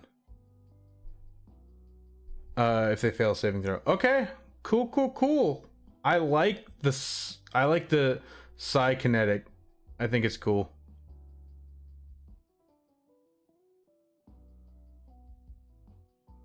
Wait, this isn't what you guys are seeing, right? You guys are seeing the actual. Yeah. Oh, yeah. Okay. I was so confused. I was like, why is the document not on the screen? But no, it is. Okay. We have one more subclass now, guys. And then we have feats, and then we also have some updated spells. Not new spells, but updated old spells. Okay, we have the Telepath. Master tactics in the landscape of the mind. Telepaths are masters of mind magic. They use their psionic powers for all the matters of the mind, whether they bolster the mental defenses of allies or probe the thoughts of others undetected. A telepath can be a bastion of psionic aid or a crafty manipulator. Okay. So they get Bane, Command, Detect Thoughts, Mind Spike, Counterspell, Speak with Plants, Compulsion, Confusion, Awaken, and Modify Memory. Okay. Huh, the plant stuff I didn't expect. We have level 3 Mind Infiltrator. When you cast Detect Thoughts, you can expend 2 psionic energy dice to modify the spell so that the spell doesn't require spell components or concentration, and the target does not know you're probing its mind. If it fails, it was... Okay, that's cool. This is pretty similar to the Warlock, the Great Old One. Telepathic Hub. You have telepathy with a range of 10 feet. When you expend a psionic energy die as part of using telepathic connection to increase the range of your telepathy for the duration of the effect, you can simultaneously contact a number of creatures equal to 1 plus the number rolled on the psionic energy dice. Okay. That's kind of lame. I don't really get why that... I feel like they should rework this level 3 ability, and they should rework the one that they get for the base class. Okay. Empowered defense mode. While your defense mode is active, whenever you make a saving throw, you add 1d4 to the save. Okay. And advantage on the mental ones. So this works for all saving throws. In addition, while your defense mode is active, you can extend this benefit to creatures you are telepathically connected while using your telepathic connect. Okay, that makes telepathic connection a bit better.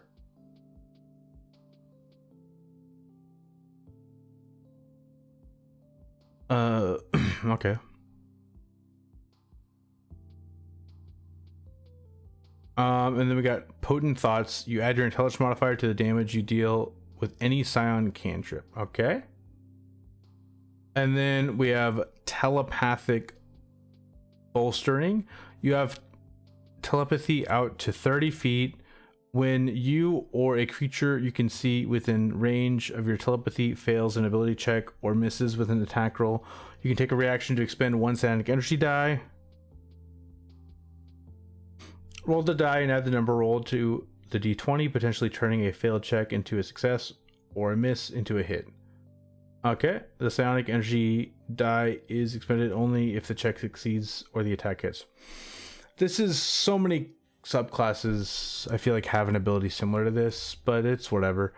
When you cast Confusion, you can expend 4 psionic energy dice to modify the spell so that the radius of the spell's sphere becomes 30. Okay. Confusion isn't a spell I'm that impressed with. In addition, creatures under the effect of the spell roll 2d10s and choose which roll determines their behavior on the... Oh, wait.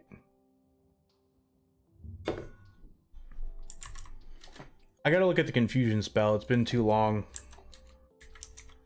Maybe this makes this spell good. So it seems like normally... Okay, let's see. Each creature in 10-foot radius sphere center on a point you choose within range must succeed on a wisdom saving throw, or that target can't take bonus actions or reactions.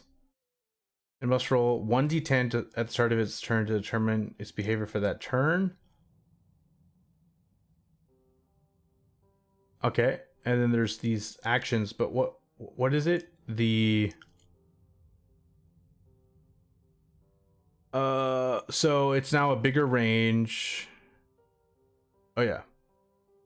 In addition, creatures under the effect of the spell roll 2d10s and choose which roll determines their behavior on their turns. And you choose which roll determines their behavior on their turns. Wait, what? Oh, I get it. Okay, so this is how it works. So normally you roll a d10 and whatever one it lands on is the behavior for the creature on that turn. Instead, now you roll 2d10s and you pick which one is the behavior that they have. So the target doesn't take an action and it uses movement to move. Okay, so target doesn't move or take action. Target doesn't move and it takes the attack action. That makes the spell a little better. Basically, these two options make it so that they waste their turn. This option could potentially make it so that they attack a friend or an enemy. And then this option will probably just have them use a beneficial option for them. Okay. I feel like that's a lackluster capstone for the subclass. Telepath is my least favorite. Psykinetic, I'll do it in order from best to worst, actually. Metamorph is my favorite. My second favorite is telekinetic or psykinetic. My third favorite is Psy Warper. I feel like Psy Warper is cool thematically, but not very strong. And then my least favorite is for sure the Telepath. Okay, I'm gonna go over the updated spells. Actually, I'll save that for the end. I'm gonna go over the feats because I feel like I should go over all the new stuff first. So I'm gonna go over the new feats and then I'm gonna go back and look at the updated spells. There are spells we're already familiar with, just updated. But first, I'm gonna grab some water real quick. So I'll be right back. I'll be back in like a couple minutes.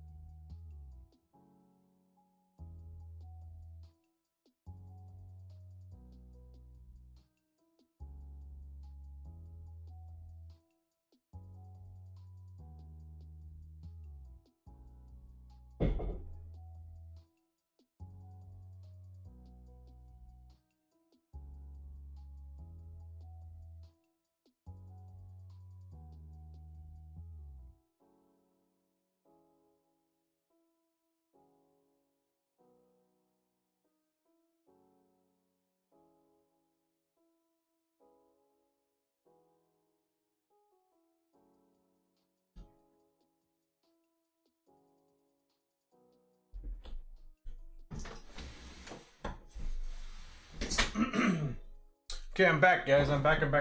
Okay, let's go over these feats. So, if you guys don't know, these are all origin feats. So, at the beginning of the document, it basically explained that they're all origin feats and that they're going to be on like new specific backgrounds. But for now, put them on, I think it's the noble. What was it? It said the noble and the sage for playtests. So keep that in mind when I go through them. These are all origin feats. And I don't know about you guys, but I plan on allowing people to customize their origin. Okay, we got the first feat for wild talent feats. We get Atmokinesis. You gain the following benefits: lightning jolt. Once per turn, when you cast a spell or hit a target with an attack roll and deal bludgeoning, piercing, slashing, or psychic damage, you can change the damage type to lightning damage. That's pretty cool.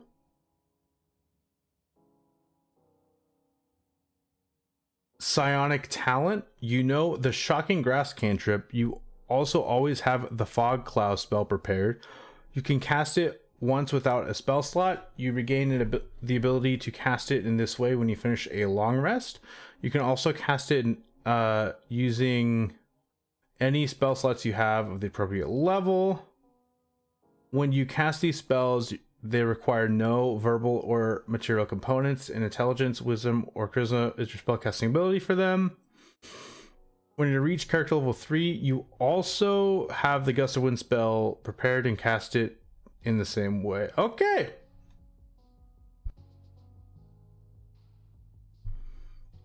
That's pretty cool. You get some spells, you get to change your weapon attacks and psychic damage attacks to lightning damage. That's pretty interesting. We have biokinesis. You gain the following benefits: bend life energy. When a spell you cast restores hit points to a creature, you can roll 1d4 and add the number rolled to the total hit points restored.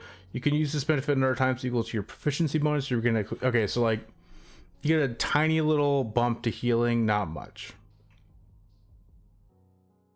You know the Spare the Dying cantrip. You also always have the Healing Word spell prepared. You can cast it once without a spell slot, and you regain the ability to cast it in this way when you finish a long rest. You can also cast it using any spell slots you have of the appropriate level. When you cast these spells, they require no verbal or material components. And then you also get Arcane Vigor at level 3. I feel like this is a pretty good origin feat if you're playing a caster, specifically a caster that normally doesn't get access to healing spells, because then you can just have Healing Word and you can cast it. But also on a non-caster, it would be nice to be able to Spare the Dying or Healing Word. I feel like it's good for an origin feat because it tells a story, you know. That's cool. Then we got Claire's Sentience, I think is how you pronounce that. You gain the following benefits: minor foreknowledge. When you take the search action, you can give yourself advantage on any check made as part of that action. And you can use this benefit a number of times equal to your proficiency bonus. Okay. So search actions, cool. You get advantage. And then Psionic Talent, you gain the Guidance cantrip. You also always have the Detect Evil and Good spell prepared. You cast it once without a spell slot, and all the stuff that all the other abilities have. Basically, yeah, you get a free casting of Detect Evil and Good. And then you also get See Invisibility. I'm starting to understand the format of these. It's a bunch of spell casting. It's one non-casting ability and then some spells. Cryokinesis. Oh, yeah, it's once per turn when you cast a spell or hit with an attack roll and deal bludgeoning, piercing, slashing, or psychic damage. You can change it to cold damage. You know, the Ray of Frost cantrip, and you also always have the Armor of Agathis and Ice Knife spells prepared. Oh, shit. Guys. You can cast each spell without a spell slot. You gain the ability to cast it in this way when you finish a long rest. Dude, Armor of Agathis on a full caster class goes crazy without having to dip into Warlock. Oh my gosh. You can also cast these spells with any spell slots you have. When you cast these spells, they require no verbal or material components. Okay. That goes crazy, guys. Armor of Agathis for an origin feat. Okay. Empath. When you emotional sense, when you take the influence action, you can give yourself advantage on any ability check made as part of that action. You can use this benefit number times equal to proficiency bonus. Okay.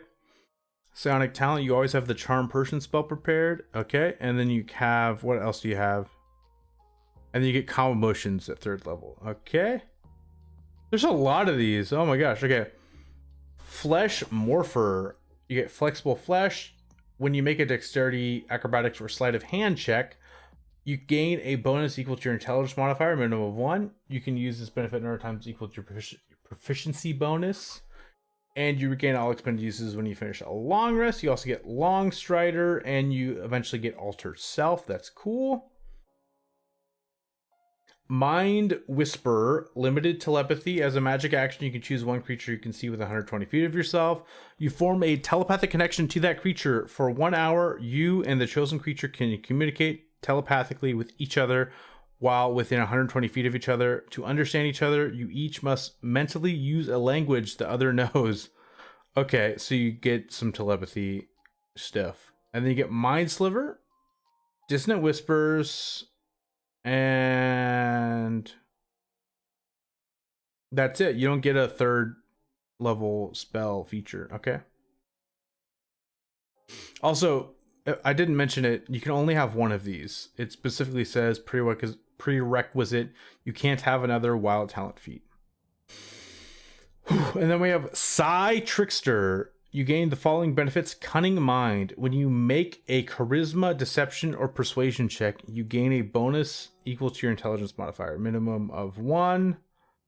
You can use this benefit number of times equal to your proficiency bonus, blah, blah, blah. Psionic talent. You know the minor illusion and disguise self.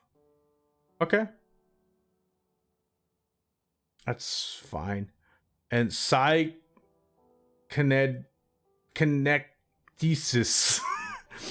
You get Psi Boost. When you take the dash action, you can increase your speed by 10 feet until the start of your next turn. You can do so a number of times equal to your proficiency bonus.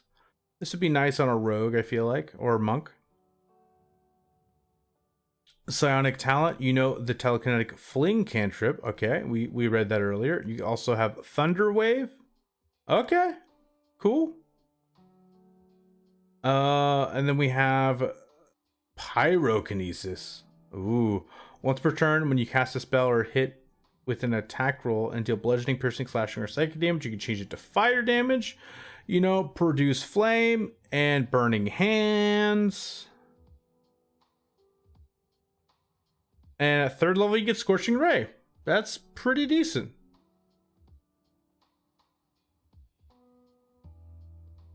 Okay, guys, so that's all of the origin feats. I think my favorite one is probably the Cryokinesis. You get Armor of Agathis and Ray of Frost with an origin feat. That's really good. And then Biokinesis is also pretty good. Yeah, I think those are my 2 favorite, Biokinesis and Cryokinesis. Okay, now I want to go over, I think the only thing I have left is to go over the spells. Wait a second. Yeah, I read all these, right? Wait. Yeah. I go over the spells that are not new spells, but are updated spells. So we have Intellect Fortress. This was in I think it was in Xanathar's guide. Or maybe it was Tasha's. Okay, for the duration, one willing creature you can see within range has resistance to psychic damage, as well as advantage on intelligence, wisdom, and charisma saving throws. That looks exactly the same. For these, I am gonna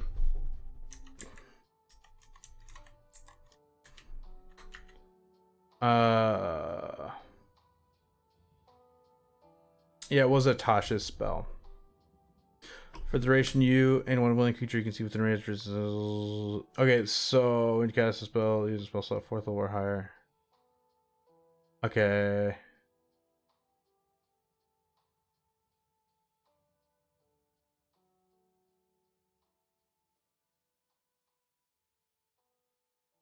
It's the same. It's this intellect fortress is the same. Okay. We got Psychic Scream. You unleash the power of your mind to blast intellect of up to 10 creatures of your choice you can see within range. Range is 90 feet. Creatures that have intelligence score of 2 or lower are unaffected. Each creature must make an intelligence saving throw. On a failed save, a target takes 14d6 psychic damage and has the stun condition. On a successful save, a target takes half as much damage only if the target is reduced to 0 points. By this damage, its head explodes. Assuming it has 1 at the end of each of its turns, the stun target repeats the save, ending condition on self. Yeah, this sounds exactly the same as the old version.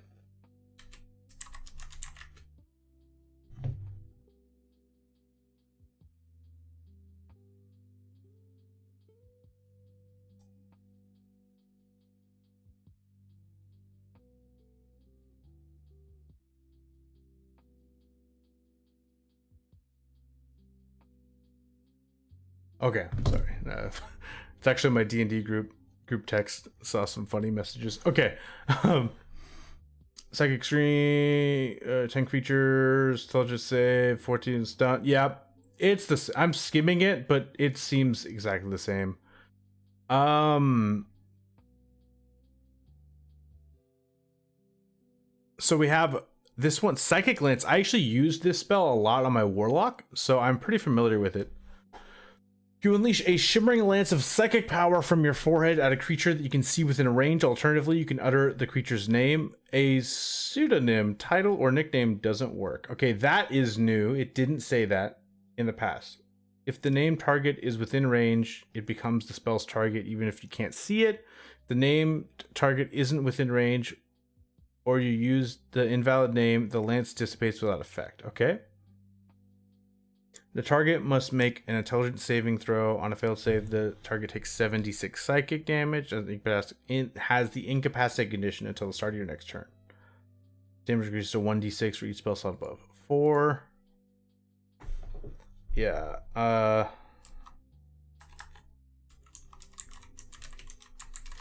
I'm pretty sure that's... Oh, okay. The only thing I want to check is the damage is the same. Yeah. Eternally, you can utter the creature's name. Yeah, they just added the fact that if it's the wrong name, it doesn't count as the name. We already went over Summon Astral Entity. Pretty cool new summon spell. But Tasha's Mind Whip. Where is it? It says it's right here. Tasha's Mind Whip.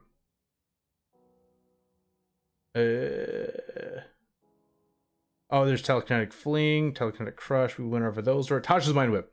This is great because one of my most popular videos right now is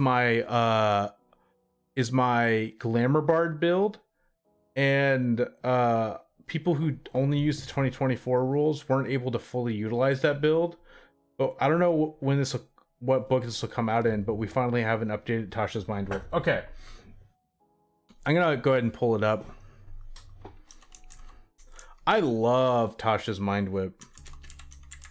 It's one of my favorite spells, actually. It's kind of a crazy spell, to be honest. I'm going to read the old version first, and then we'll read the new version. Okay. You psychically lash out at one creature you can see within range. The target must make an intelligence saving throw. On a failed save, the target takes 3d6 psychic damage, and it can't take a reaction until the end of the next turn.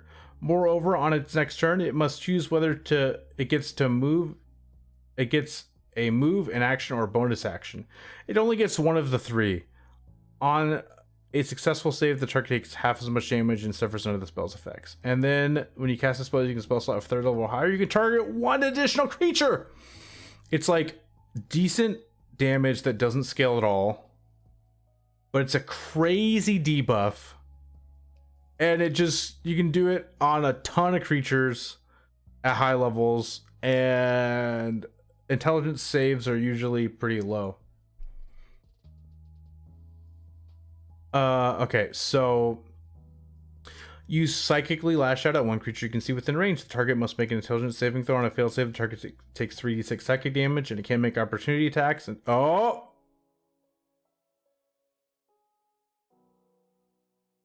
wait, did it can make opportunity attacks? Okay, so it used to say it just can't take a reaction. Now it's specifically only opportunity attacks. So that's the difference. Moreover, on its next turn, it can take either an action, a bonus action, or a bonus action, not both. On a successful save, the target takes half as much damage only. You can target one additional creature for each spell slot level above second. Okay. So before they kind of nerfed it a bit, but I'm not really mad about it. They didn't nerf it. Okay, so instead of getting rid of their reaction, it now only gets rid of the ability for them to make opportunity attacks, so they could still use a different reaction. Also, it used to say that they had to choose between a movement, an action, or bonus action. Now it's just a choice between an action or a bonus action. They can move regardless. I'm not too worried about that, to be honest. I feel like that is a fair nerf. There's a reason I started this by saying this spell is crazy. You know? Okay, let's see if I missed anything else.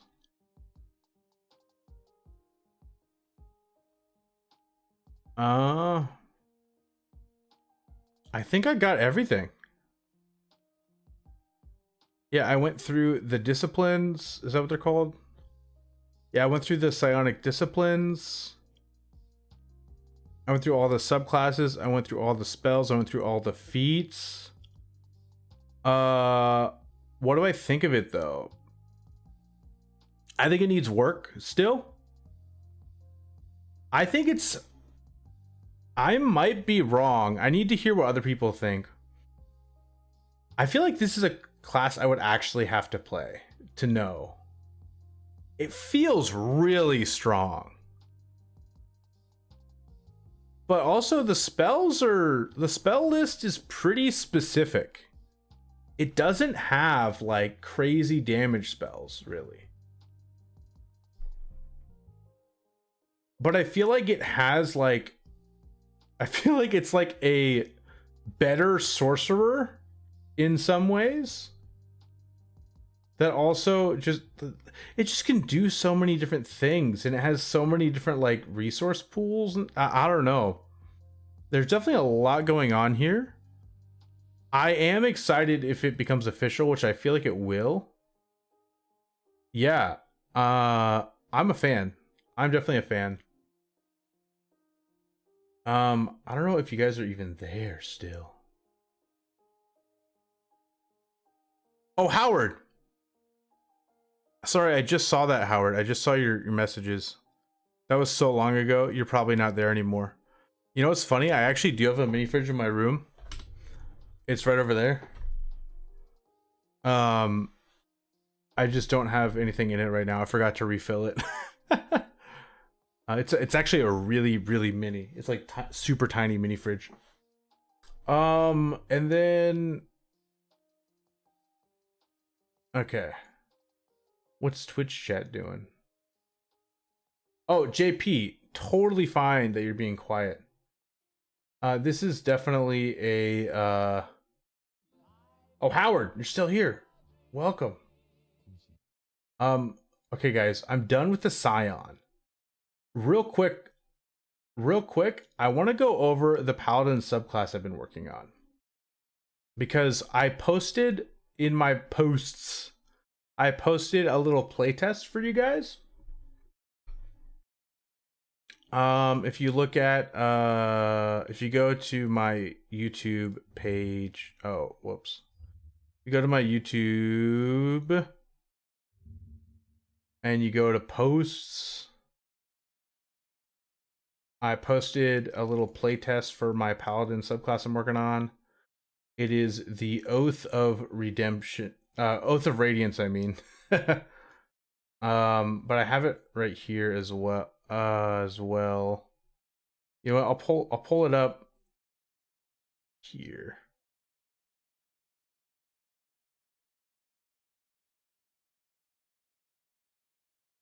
Oh, my music stopped. Damn it. There we go. I'm just gonna go over this real quick, just for the people that are here. You guys can see this. Okay, so we got the Oath of Radiance. This is not, this is just some free art I found online. I am commissioning art for it right now.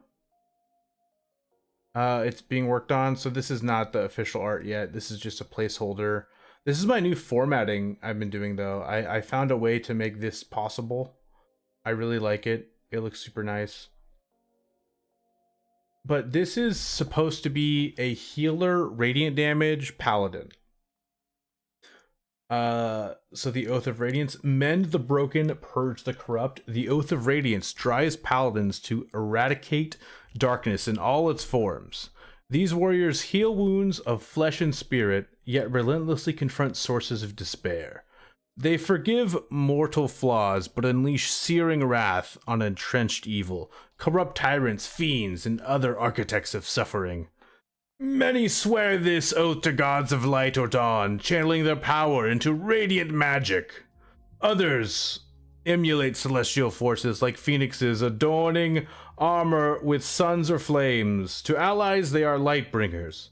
To tyrants, they are annihilation. Proof that no shadow is eternal.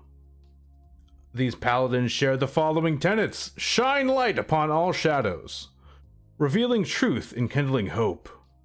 Mend the broken in mind and body, and seek justice, but with a patient heart.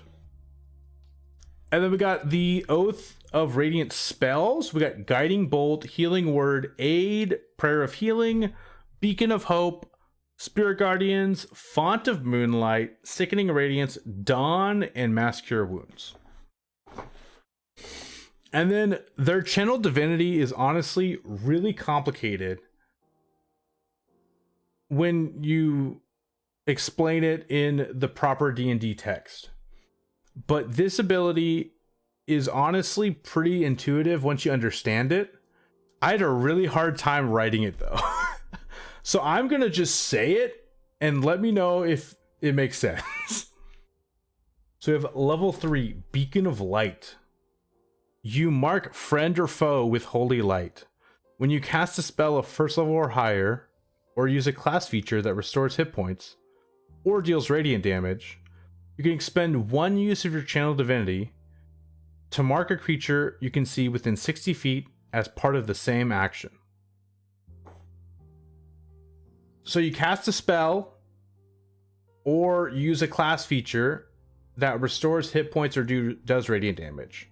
So like if you cast healing word, if you cast cure wounds, or if you smite someone with divine smite, or you use lay on hands, any of these actions, you can then use your Channel Divinity to mark a creature with Beacon of Light. The marked creature sheds bright light in a 10-foot radius and dim light for an additional 10 feet for 10 minutes. For the duration, once per turn, whenever you restore hit points to a creature other than the marked target, or deal radiant damage to a creature other than the marked target, using a spell of first level or higher, or a class feature, The marked target either regains hit points equal to half the amount restored / damage dealt, or takes radiant damage equal to half the amount restored / damage dealt. Your choice.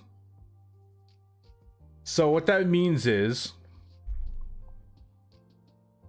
you cast Cure Wounds on your friend. And as you're casting Cure Wounds, you mark a target with Beacon of Light. That target takes half. Let's say you roll 10 healing with Cure Wounds. The marked target takes 5 radiant damage. But it also works the other way around. If you cast Divine Smite on the target and you deal 10 radiant damage, you can mark a friend and they get healed 5. The lead suit, how you doing? Welcome. I finished my overview of this class, of the new class, so now I'm just going over some of my own stuff. If you want to learn about the new class, just pull the video back a bit. But it also works the other way. Let's say you just want to heal or you just want to deal damage. Let's say you cast Divine Smite and you do 10 radiant damage. You can mark another enemy and you deal 5 radiant damage. Or if you want to just heal people, you cast Cure Wounds, you do 10 healing, you mark a friend with the Beacon of Light, and it does 5 healing. Oh, the lead suit. Well, welcome. How you doing? I guess you were just checking to see if I am here. I'm here. I can see the chat. Yeah, so I'm discussing my new subclass, the Oath of Radiance, that I'm working on. So it's a pretty simple ability, but it's really hard to write in this sort of like way. I don't know. And then I added, if a weapon attack includes multiple sources of radiant damage when casting a first level or higher spell, use the total radiant damage dealt to calculate this effect. For the duration, you can use a bonus action to mark a new creature, ending this effect on the previous one. So basically what that means is, at a certain level, I think it's level 10? Paladins, they add a D8 radiant damage to all their weapon attacks. That damage is included in the calculation of how Beacon of Light works, if that makes sense. So this is the most complicated ability in this class. Everything else is super simple. And then we have Aura of Radiance. Your radiant presence enhances your magic and pierces darkness. This class uses spell slots, encourages you to use spell slots a lot more, and you're gonna run out of spell slots. Like, this is why I feel like they didn't make paladins they never made a healing focused paladin subclass. So I added this feature. When you expend a first level spell slot, roll a d6. On a 5 or 6, the slot is not consumed. Oh yeah, I actually noticed that. Yeah, that's because I was my last subclass I worked on was a warlock, and so I just like used that template. Yeah, I need to fix that. I actually have it over here.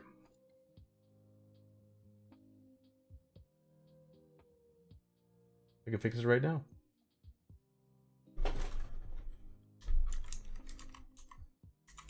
Boom. It's fixed on the actual document. Okay, cool. But it still will say it on here for now. So basically, you cast Healing Word, roll a d6. If you get a 5 or 6, that Healing Word was free. I feel like it's fine because it's only first level spells and it's a 33% chance it'll work. And then you have the light cantrip now. It's weird to get it at level 7, but the problem is paladin subclasses only get channel divinities at 3rd level, and they only get spell lists at 3rd level. They never get anything else. So I felt weird adding the light cantrip at level 3. So I have it at level 7. So they have the light cantrip. And then basically I allowed you and your allies in your aura to get dark vision. Devil sight, I mean. I like the subclass quite a bit though. Oh, thank you. Strong but not so strong.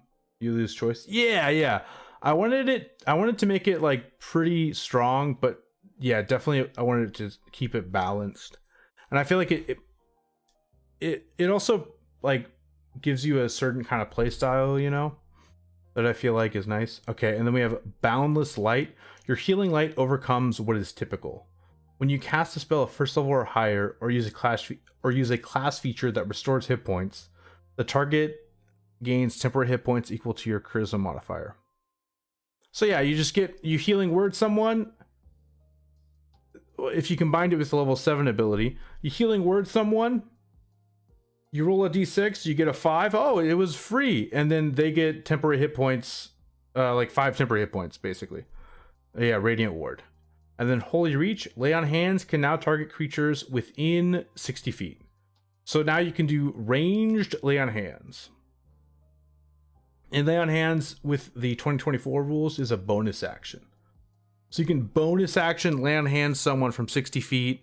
You could do like at level 15, I think you can do like at least 20 on it. No, it's like 40 at this level, I think, something like that. And then you could deal 20 radiant damage to an enemy or something, you know, cool stuff like that. And then we got the level 20 feature, Shining Paragon.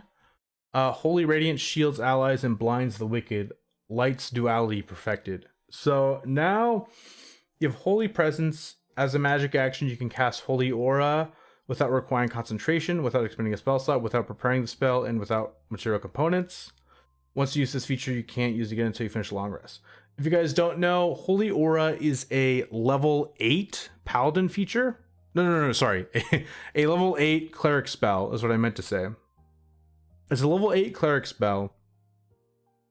And what it does is it essentially you have a 30-foot emanation around you, and you get what is it? You get you and all your allies get advantage on all your saving throws, and all attacks against you have disadvantage.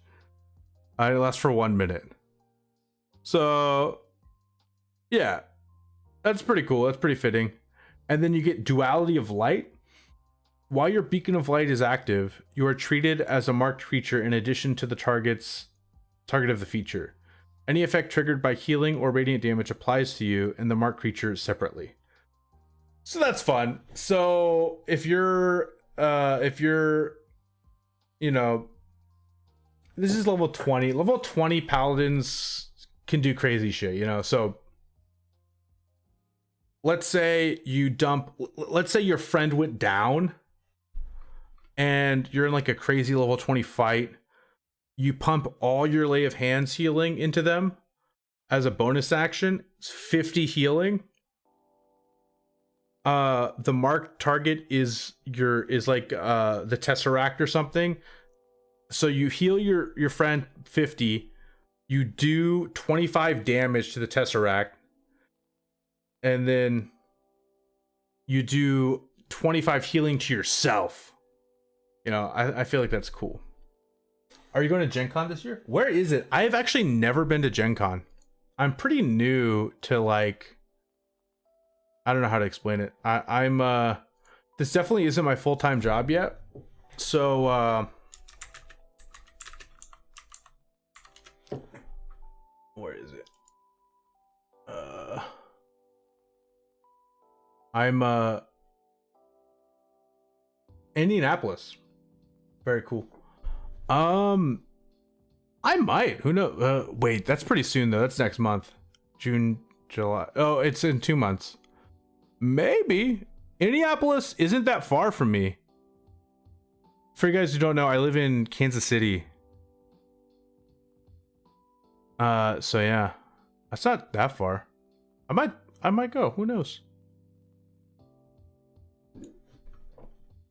But yeah, guys, that's the Oath of Radiance. The only thing I want, the main, I actually feel like the subclass is pretty done. The only thing I worry about is the wording of Beacon of Light. I want to make sure it's understandable without being too confusing. But I gotta go hang out with my wife, so I am gonna check out of here. But if you guys are curious about this, actually I'll link it in the chat. If you guys want to give me any like if you guys want to like give any suggestions of it, I'm gonna post it in all the chats. And just put in the comments how you feel about this subclass and let me know. And yeah. But I'm gonna end the stream. Thank you guys so much for hanging out. I hope this video is helpful to you guys so that you can you know, learn about the Psion. And I love talking to you guys. I need to get back to my Baldur's Gate 3 stream. I haven't done it in a while, but the lead suit Howard, if JP's still there, JP, anyone else in the chat still, thank you guys for hanging out, and I'll check you guys later. I tend to post about once a week. I do D&D content. I am releasing a new, typically subclass, but also other content of my own once a month. I'm going to start a Patreon once I have enough content accumulated, and I'm going to release that stuff. I have a free, it's actually in the description of this stream. I have a free PDF for my Gravity Warden Ranger subclass if you want to check that out.